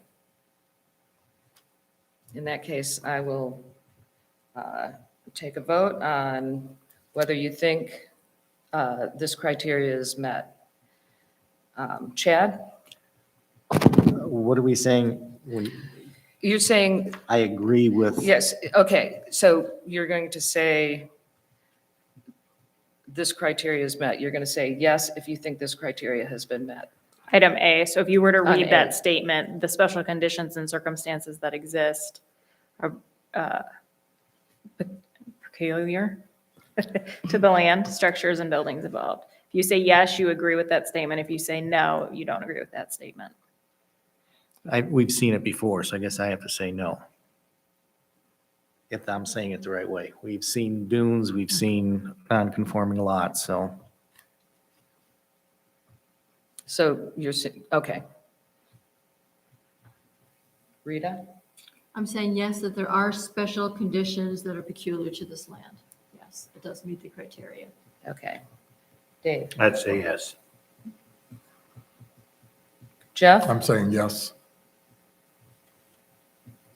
Okay, and I say yes. So the criteria is met by a vote of 4-0.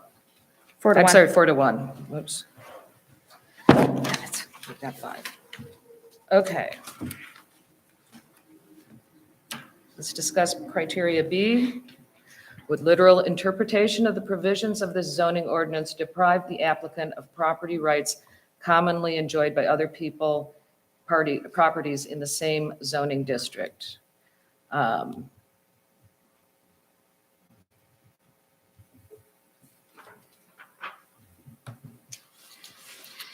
I suggest that we start with Rita's list because she read them all and nobody objected to any of them? And Yes. then add to that? Yes, sure. Does anybody object to any of the lists, any of the findings that are on Rita's list for criteria B? It's the front and the back.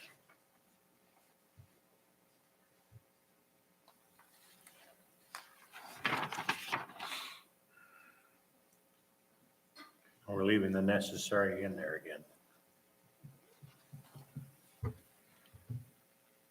Or Yes. did we take that out? Right now, it's in there, but We- you're welcome to have a discussion to remove it if you'd like. Oh, I thought we discussed that once, but I don't know Yeah, what the we answer was. discussed that we were going to leave it in. Okay, good, fine.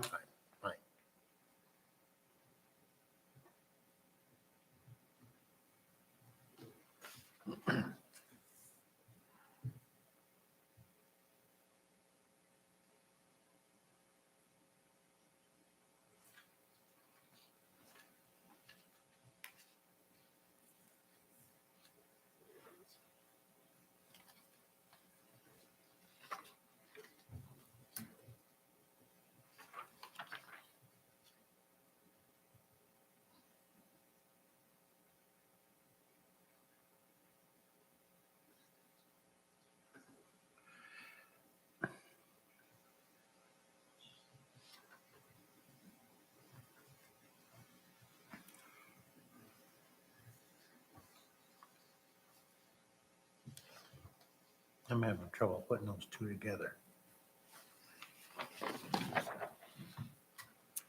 Yeah. Of B and then of your list.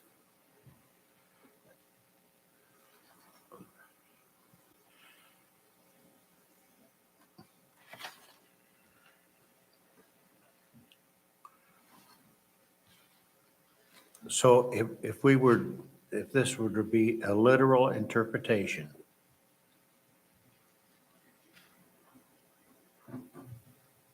would that be a yes or a no? Deprive the applicant of property rights commonly enjoyed by other properties.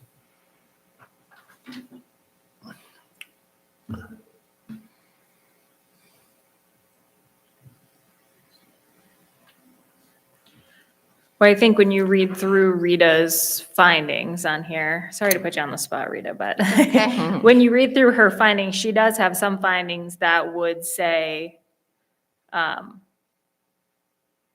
yes, there are some things that would deprive. But there's also findings in here that you would say, no, they're not deprived. Exactly right, that's right. So, when I'm looking at that, then you would say no, because they're not deprived, of all of their property rights commonly enjoyed. But that's where it comes down to the vote. You have to decide, I guess, which findings justify that, your response to that standard. But maybe someone has additional findings they'd like to add in there. Well, I think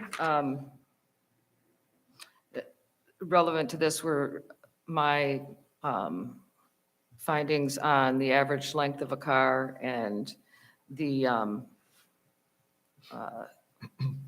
applicant is requesting a variance that would accommodate a 28-foot deep garage and that, so I think in my mind, a 28-foot deep garage and is not commonly enjoyed or a property right or. I would agree with that.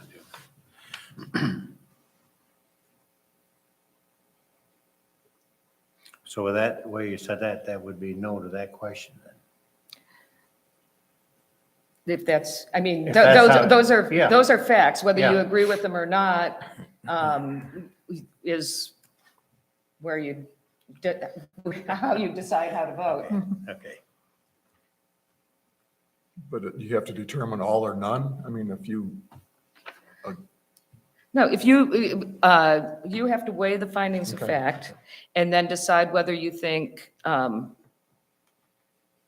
Right. applicant has met this criteria. okay.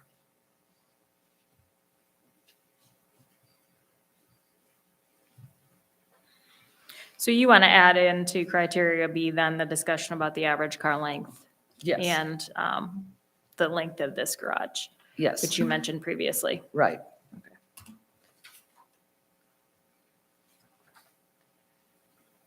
Have you all had a chance to review? Are you ready to? I guess I'm ready. Didn't you have So, another, yeah, go ahead. didn't you have another point though, Laura? I thought, Well, I opened it up. I actually have I guess, a statement. It wasn't necessary, it wasn't a finding of facts. It was just a statement, and I read part of that to you when, let me go ahead and read it just to help us out here a Okay. little bit. Many lots in the township are small, non-conforming lots and were intended for summer cottages when they were developed. Therefore, the need for a garage was not considered a necessity. In more recent years, people have been buying these small cottage properties and converting them to year-round residences. The Torch Lake Township zoning ordinance does not provide special relief or exception for non-conforming lots or structures that were built prior to the zoning ordinance. For example, a cottage overlay district that addresses the many non-conforming waterfront properties in our township. The applicant's argument that other properties were granted a variance to build a garage leads me to ask if our ordinance reflects the current needs of our community, and if not, this issue should be taken up with the Planning Commission.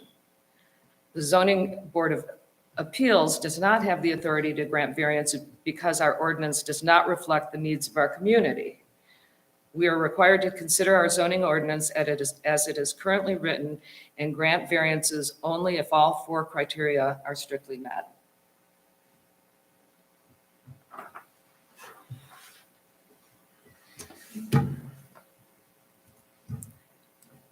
but one other thing, sorry. Go ahead. Go Because ahead. one other comment that you also made is that you said that there were other lots in the development that were non-conforming that do not meet. And then I lost the end of my sentence. Probably the minimum lot size. Yeah, that do not meet the minimum lot size. I thought that was one of your findings of fact, that there was other lots in the area that were also non-conforming. I think that was basically under criteria. You put it A. under A. I mean, you could bring it Yeah. to criteria B if you think It- that it should be here If it's- too. If you feel it's relevant. Okay, I mean, all these findings of fact can be relevant to any of these multiple ones or only relevant to one criteria.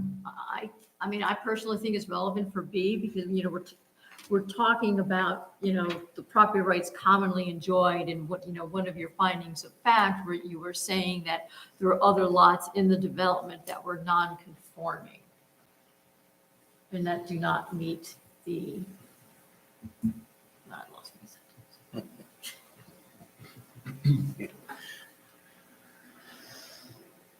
Would the board consider a 24-foot garage? I read in the ordinance, there is room for negotiation in variance permits. We'd love a 28-foot garage because of the way we wanted to build the structure for storage, but it's what we love.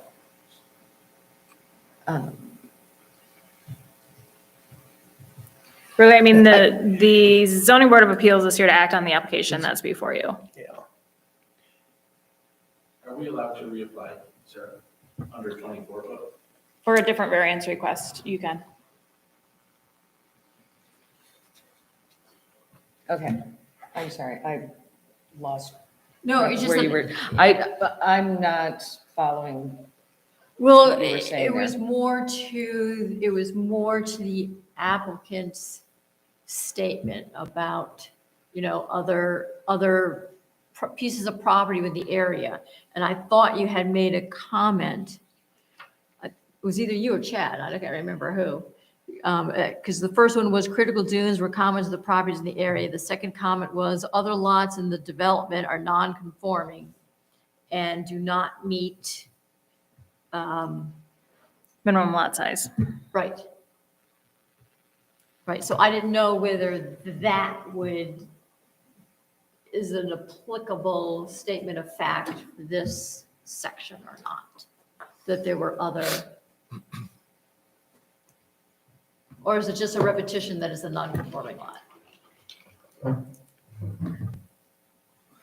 I mean, I think you can say it in each one if you want to. No, I didn't know whether, I didn't know if it was more of a positive spin on, Right. that kind of, whether it was more positive spin on the statement of facts is what I'm trying to say. I'm not trying to put a spin on anything, but it was just, a statement of fact. I didn't know. Yeah, I don't think we have to determine individually if we agree that goes in. But if to Okay. you it's relevant to this, Okay. then let it affect your Vote. Okay. decision. Okay. Yes, All right. okay?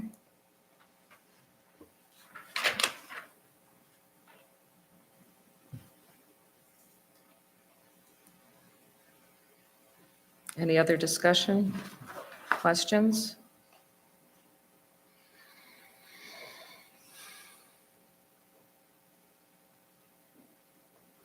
Okay, I'm going to move on with voting on this criteria. So if you say yes, you feel that the applicant meets criteria B with literal interpretation of the provisions of this zoning ordinance to deprive the applicant of property rights commonly enjoyed by other people in the same zoning district or other properties in the same zoning district. Rita?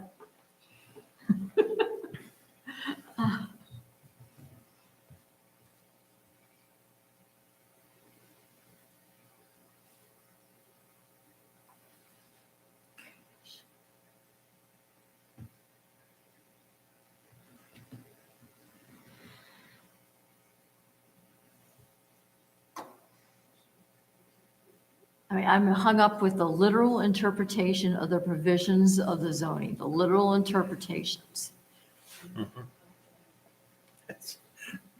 And, That's what I am so too, so that's the phraseology that's just hanging me up. I mean, the literal interpretation, that's why the zoning ordinance was that. And it's like, I hear about the common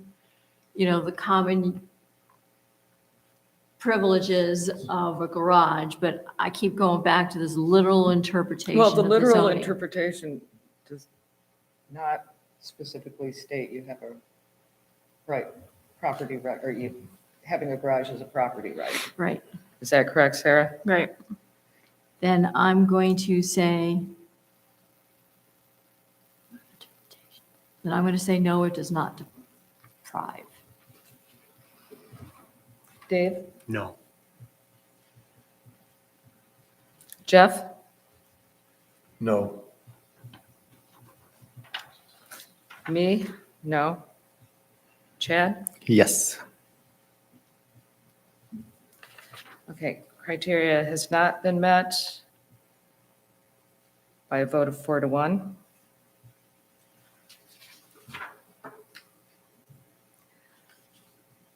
Criteria C, are the special conditions or circumstances not the result from the actions of the applicant, landowner, or predecessor in title? So in other words, the special conditions or circumstances are not self-created.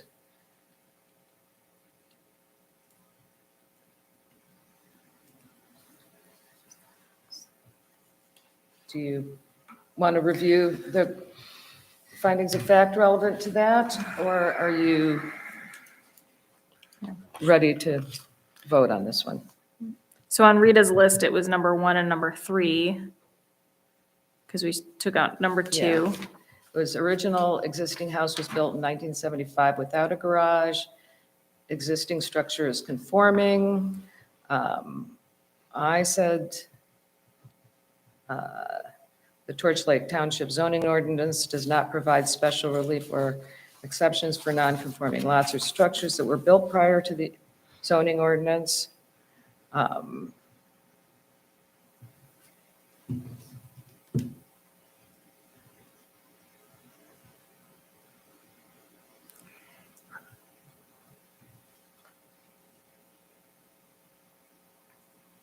So a yes vote would be agreeing that it's not the result. That's right. The yes vote would mean the special conditions or circumstances are not self-created. And I think,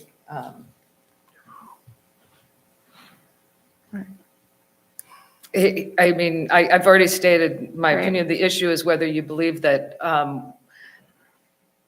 a predecessor in title, by placing the house where he did, he created the conditions.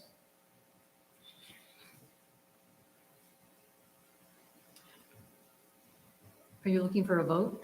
No, I'm looking for questions or thoughts or Oh. rebuttals or other opinions to, What was your thought on the size of the garage? You said from 28 to, based upon the average car size, were you saying 20 um, or 22 or 24? well, We're not that's, voting on that. though. that's not what we're, I understand that, but if Addressing. she was saying that this was caused by the applicant, was it the applicant's request for too large of a garage? And then he would have to do another application? well. If you don't think that matters, that's fine. That's the only thing that I was looking So at here. why don't you answer whether that matters? Because that's how you're looking at this Well, self-created The issue. way I'm looking at it is I'm saying that the applicant created the condition with the proposed addition. Okay, That's how I view it. so it was irrelevant to the size, it's just the condition. Right. Okay. Because we're only looking at what he has in his application. So I can only look to see that he's proposing a 28-foot-long garage. And so the applicant created the condition with the proposed addition to the existing structure. That's my viewpoint. The existing garage to meet your requirement would be 8 feet. It's a no. So if I meet your requirement, I would have an 8-foot by 24-foot garage. That would be. the Right, right. literal size. So everything above That 8 was- feet would be a violation or wouldn't meet ordinance. So,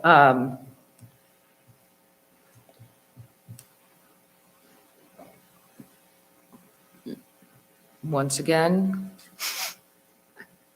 my opinion on this particular criteria is that it's something that was already done to the property. The reason he's here for a variance is that he's wants to do something that doesn't meet our existing ordinance. So I don't think I don't think he's created a problem by wanting a garage. I think the previous owner of the property created the problem by placing the house so that he can't get access, or the access to the garage. And whether you want to take the dune into consideration or not, I don't think that the dune is a self-created problem or issue.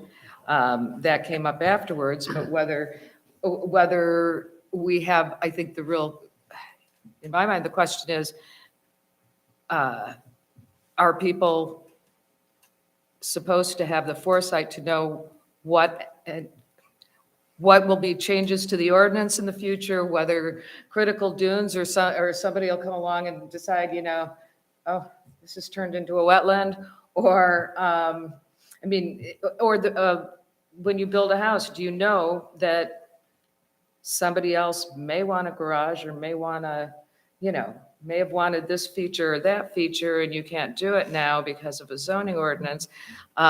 If you look at it that way, that you can't foresee, so therefore it's not self-created, because somebody did something to the property, then you're basically, tearing up the zoning ordinance.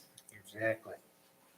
So that, I don't know what else to say. That's my opinion on this issue, on this criteria. Anybody else? Let's move on. Is that, is that a yes or a no then? I agree with what you're saying. So, oh, guess what? I'm the first vote on this one. You'll find out in just a minute. Okay. I am rotating. Okay, so, everybody ready? The special condition or circumstances are not self-created. I'm a no. I disagree. He hasn't met this. Or I should say he, but the property, because of what somebody else did prior. I don't believe he meets this criteria. So you're saying it is It self-created? is self-created. Okay, Jeff, I'm going to say yes on this one. Dave, No. Chad, No. Rita. So just to make sure I understand, so a no vote means that he created it. That's correct. Or, yep. Or I was gonna say, or a previous Or property a owner previous from Laurel. property owner. Oh, I'm sorry. or- Did- Say that again? A previous property owner. A predecessor title. So somebody did something to the property that created this problem. Not the predecessor. I thought it was just the applicant, so I guess I'm confused on this one. Pardon? No, this, Special conditions do not result from the applicant. So I'm saying, yes, they do not result from the applicant. so it says, do not result from the actions of the applicant, landowner, or predecessor in title. That means anybody who's done anything to the property, who owned the property, has done something to it in the past. Okay, I saw it as Chad saw it, it's just the applicant himself. So- Okay, would you But- like me to, No, Retake the if you vote? clarify, yes, if you would. okay. My vote is a no, he does not meet the criteria. Or this does not meet the criteria. Jeff, No, That is very confusing. Dave, No. Chad, No. Rita. I'm still confused. I'm sorry, but it does, so I'm saying that the applicant created the condition. That's my statement. So is the vote a yes or a no, if I'm saying the applicant created the condition? Your vote is no, he does Okay. not meet the criteria. Okay. Sorry. Okay. Would the authorizing of the variance be consistent with the spirit and purpose of the zoning ordinance and not be of substantial detriment to the neighboring party? I think, well, I didn't read this one, but he has letters from the neighbors to the north and the south that are in support of it, so I don't think that he's creating any substantial detriment to the neighboring party, along with Rita's comments that the current setbacks on the side are in compliance. The garage construction side setbacks would still be in accordance with the ordinance. So anybody have any other comments on this criteria? I'm looking at the word spirit, and I'm sorry to be a stickler for this. I went back to page 1.1 of our manual, and it doesn't use the word spirit. The fundamental purpose of this ordinance is to promote the health, safety, and welfare of the inhabitants of the township by, and then it goes through it. So is that what the spirit of this means, is to promote the health, safety, and welfare? Or is it just, this is an ordinance written and it's written in stone and, you know, I understand it, it's law and they're doing it for a reason, but I'm not sure I want to vote on the word spirit when it's not defined exactly. Sorry. Okay, That's like a legal term, the spirit, of the ordinance. When you read the ordinance as a whole, that, they use that, attorneys use it, and the courts use it, the spirit of the document. Okay. very good. Yeah. Any other questions or thoughts or comments? All right, I will take a vote on this one. Once again, I'll read, would the authorizing of the variance be consistent with the spirit and purpose of the zoning ordinance and not be of substantial detriment to the neighboring property? Dave? Yes. Me, yes. Chad? Yes. Rita? Yes. Jeff? Yes. Criteria is met. 5-0.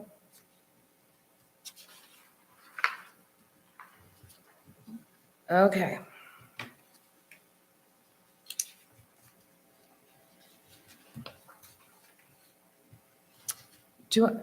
Sarah, do I reopen the public hearing before Nope. doing the motion? No. Nope. And your motion is based on the findings of fact and the criteria. So your criteria, you have two that were approved and said yes and met their criteria, and two that were not by a majority. So your motion is So to approve or deny based on the criteria. Right. I'd like to make a motion to deny ZBA 2023-01 Ansel variance request based on findings of fact, criteria B and C were not met.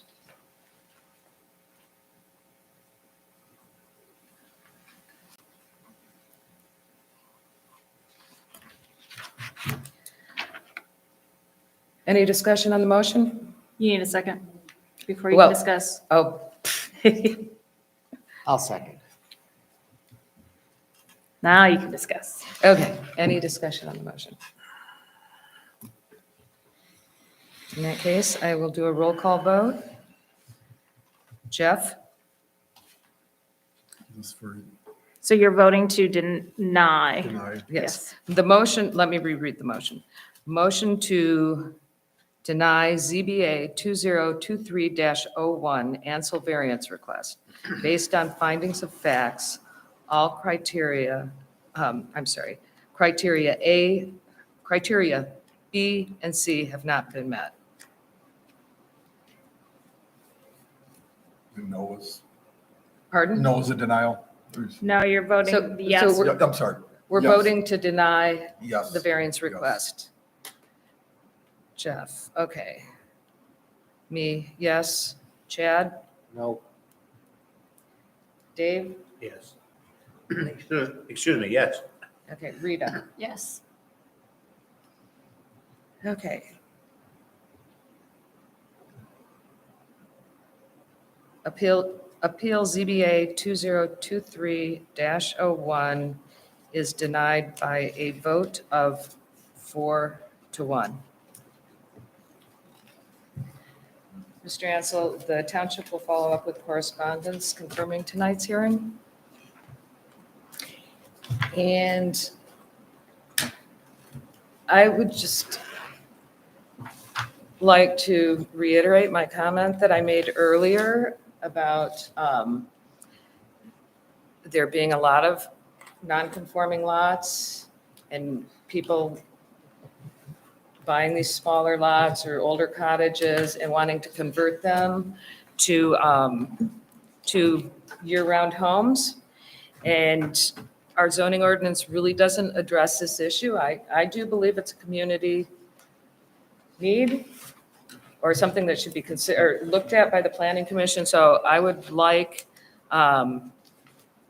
this information, to be referred to the planning commission for consideration of possibly addressing it in our zoning ordinance, because in my opinion, our zoning ordinance does not address an issue that is currently going on in this area.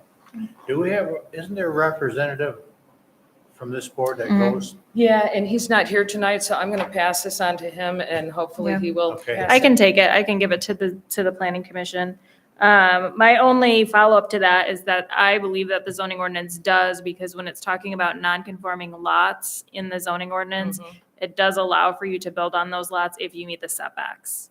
So it doesn't require that you have the minimum square footage, or it doesn't require a trip to the zoning board of appeals just because it's a non-conforming lot. Okay. So,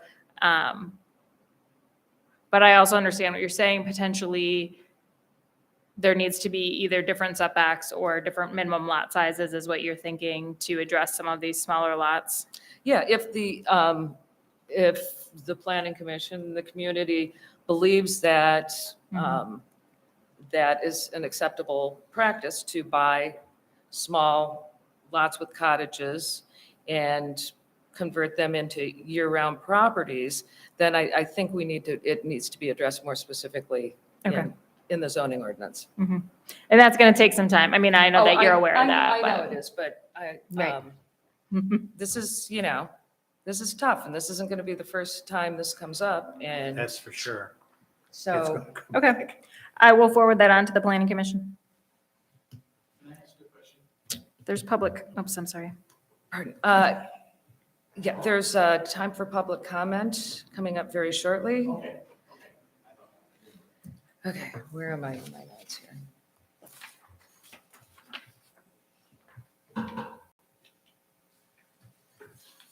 Okay, are we on agenda item H? Yes. All right, let's move on to agenda item H. Zoning administrators report. So there's a report on your desk, which is the zoning administrator's report, the table for activities that have happened in 2023. So the only other update that I have is we currently have a violation. It's not on this list. It's a carryover from last year. We have a violation that we issued tickets on that we have a formal hearing for in March. So there's an opportunity when you issue a municipal civil infraction to have a formal hearing. And then also the ZBA case that was dealing with the helicopter pad. And I think you all received an email, except for maybe you, Jeff, because you're newer to the group here. That case has been appealed to circuit court. So that will be ongoing for a while. Okay, and we have no idea when that's going to be. No, we're in briefing. So they were required to submit their brief by the 17th. So a couple more days here, and then we have 35 days to respond before they would set a court date for them. So Okay. it's ongoing. How about, do you have anything from the PC? I don't, the planning commission received the draft zoning ordinance, the full copy of the draft zoning ordinance. At this time, they've decided to work through amendments to the current ordinance versus adopting the whole draft at one time. So we're working on signs right now and amending the zoning ordinance for that. And then we'll work through other sections that need to be amended in the ordinance. Thank you. And now, public comment. My question is, I have a couple options moving forward to put a garage in this property. One of those would be to reapply with a smaller garage. I know that was an issue. I didn't think that was an issue because of my neighbor right next door is way closer, but it obviously was. Would that have helped this decision if it was a 24-foot or a 20-foot? Or my second option is I do have the right to force Eagle to let me remove the dune. And I hate to do that, I really do. But I can go back to them and say, Torch Lake Township denied me your proposal, and I'm taking the hill out, and they can't deny me. So if we can work and try to figure out where that's at, which is a great place for that garage. By rights, I have a right to put a garage on that property with Eagle. They can't restrict me, but to do that, I'm gonna remove the hill. So that dune is taken away. And I've already talked to Carrie Kent, and she will amend my proposal, and the hill will go away. I don't want to do that. I want to put it where she wants it. So I don't know if a 24-foot would have made a difference or not. I'm happy to reapply and come here and submit the same information. I have read in previous things, and I was hoping we were going to go there. A previous board had stopped and recommended that the person amend to a different proposal. They said, you should redo this portion. And they took time out, and they come back next month and voted on that. Or if it's anything bigger than 8 foot, it's a no, then we'll consider if we want to do that or not, the other option. I didn't, excuse me, I'm not questioning what you're saying. Well, I am in a way, because I didn't know that Eagle would do something like that. I've never heard that before. And now you've apparently done some research, so. In the ordinance, it says that you have a right to access your property with a driveway and garage through a critical dune. And garage? Yeah. I just didn't, I didn't know. So she will, like I said, So, all right, I am going to ask Sarah to answer your question. Sure. First of all, they can't go back and forth and tell you if they would approve something or not approve something based on reducing it. Typically, the public comment is just to receive comment, not go back and forth.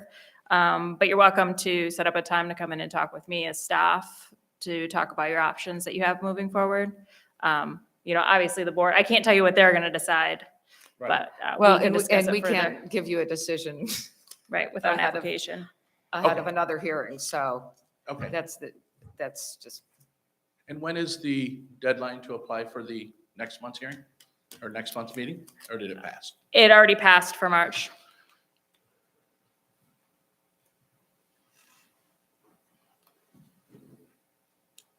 Is this other one,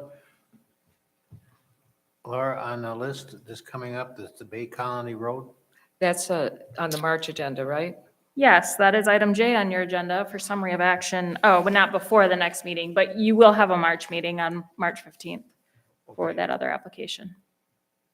Oh, that was supposed to say March instead of February, right?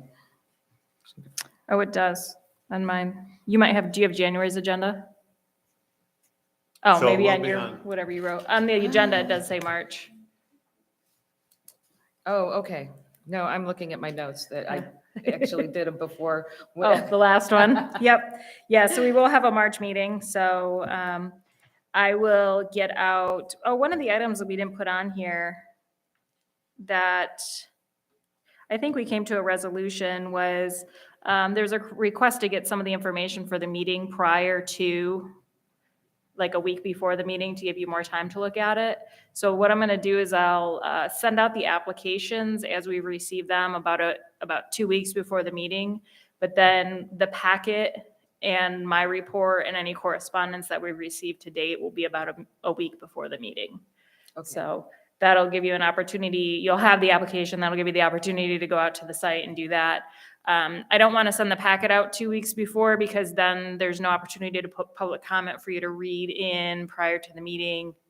unless you want to receive those via email the day before or something like that.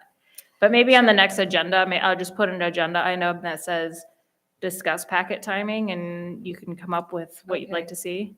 Yeah, I find at least getting the applicant's packet earlier, I think, when it's, we have our form for a variance request, and basically the information is all the same, so your letter is not critical on that, because we all know when it's something odd, then we really need Right. more guidance from your letter.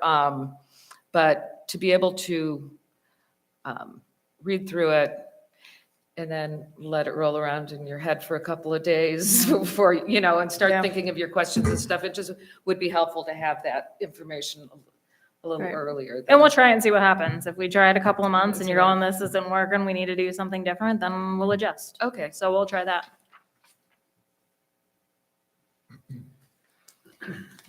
May I ask a question? Yeah. So this couple was discussing about, would it be possible to reapply or something like that, or put in another application? They said they missed the deadline, but that was because we also had moved the timing of the meeting.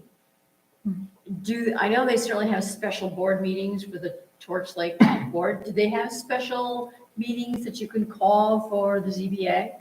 They do, you can pay an additional fee to get a special meeting. The issue is that Friday, I have to send the notice in for the meeting in March. For To- any meeting in March? Well, just for our meeting on the 15th, to meet Okay. the 15-day deadline by the state, I have to send it to the newspaper Friday. Okay, So he's welcome to pay for a special meeting to happen before the April meeting, but it would not occur until after our March meeting. right, but it could Yeah. occur between March the 15th and Whatever the April, the end of middle of April. March. Yeah, Yep. Before April. yeah. Or, okay, Yep, so that is that's an option for anybody if they want to pay for a special meeting to not wait until the April meeting. okay. But I believe the deadline was this Monday for Okay. any applications for March. So that gives us a week to be able to prepare the legal notice and review the applications. couple days shy, because February only has 28 days, right? Yeah. It Makes might be too because of the calendar, Mhm. but usually for both the planning commission and the zoning board of appeals, whatever week we have the meeting, I'm usually writing legal notices by Friday for the following month. Okay. Any other comments, questions? These are tough things. Well, I could see both sides of it, but I just say we've got to hang with what the ordinance says. But I That's our job. And I can see his position in that they're tough. But that's the way it is, I guess. Sarah, what he said about Eagle, is that right? I can't believe that. I'd have to look into it. Let me look into it and I'll let you know. A driveway I could see or access, but a garage?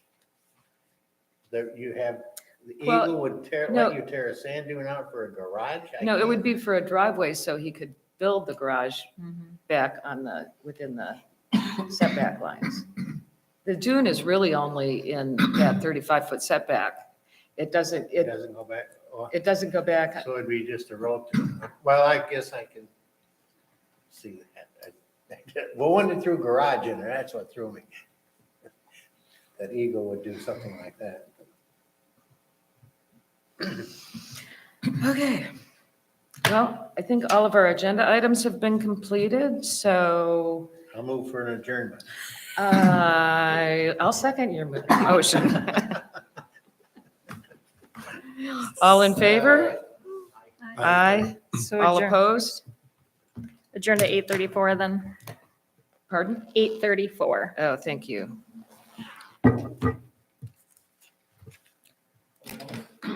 I will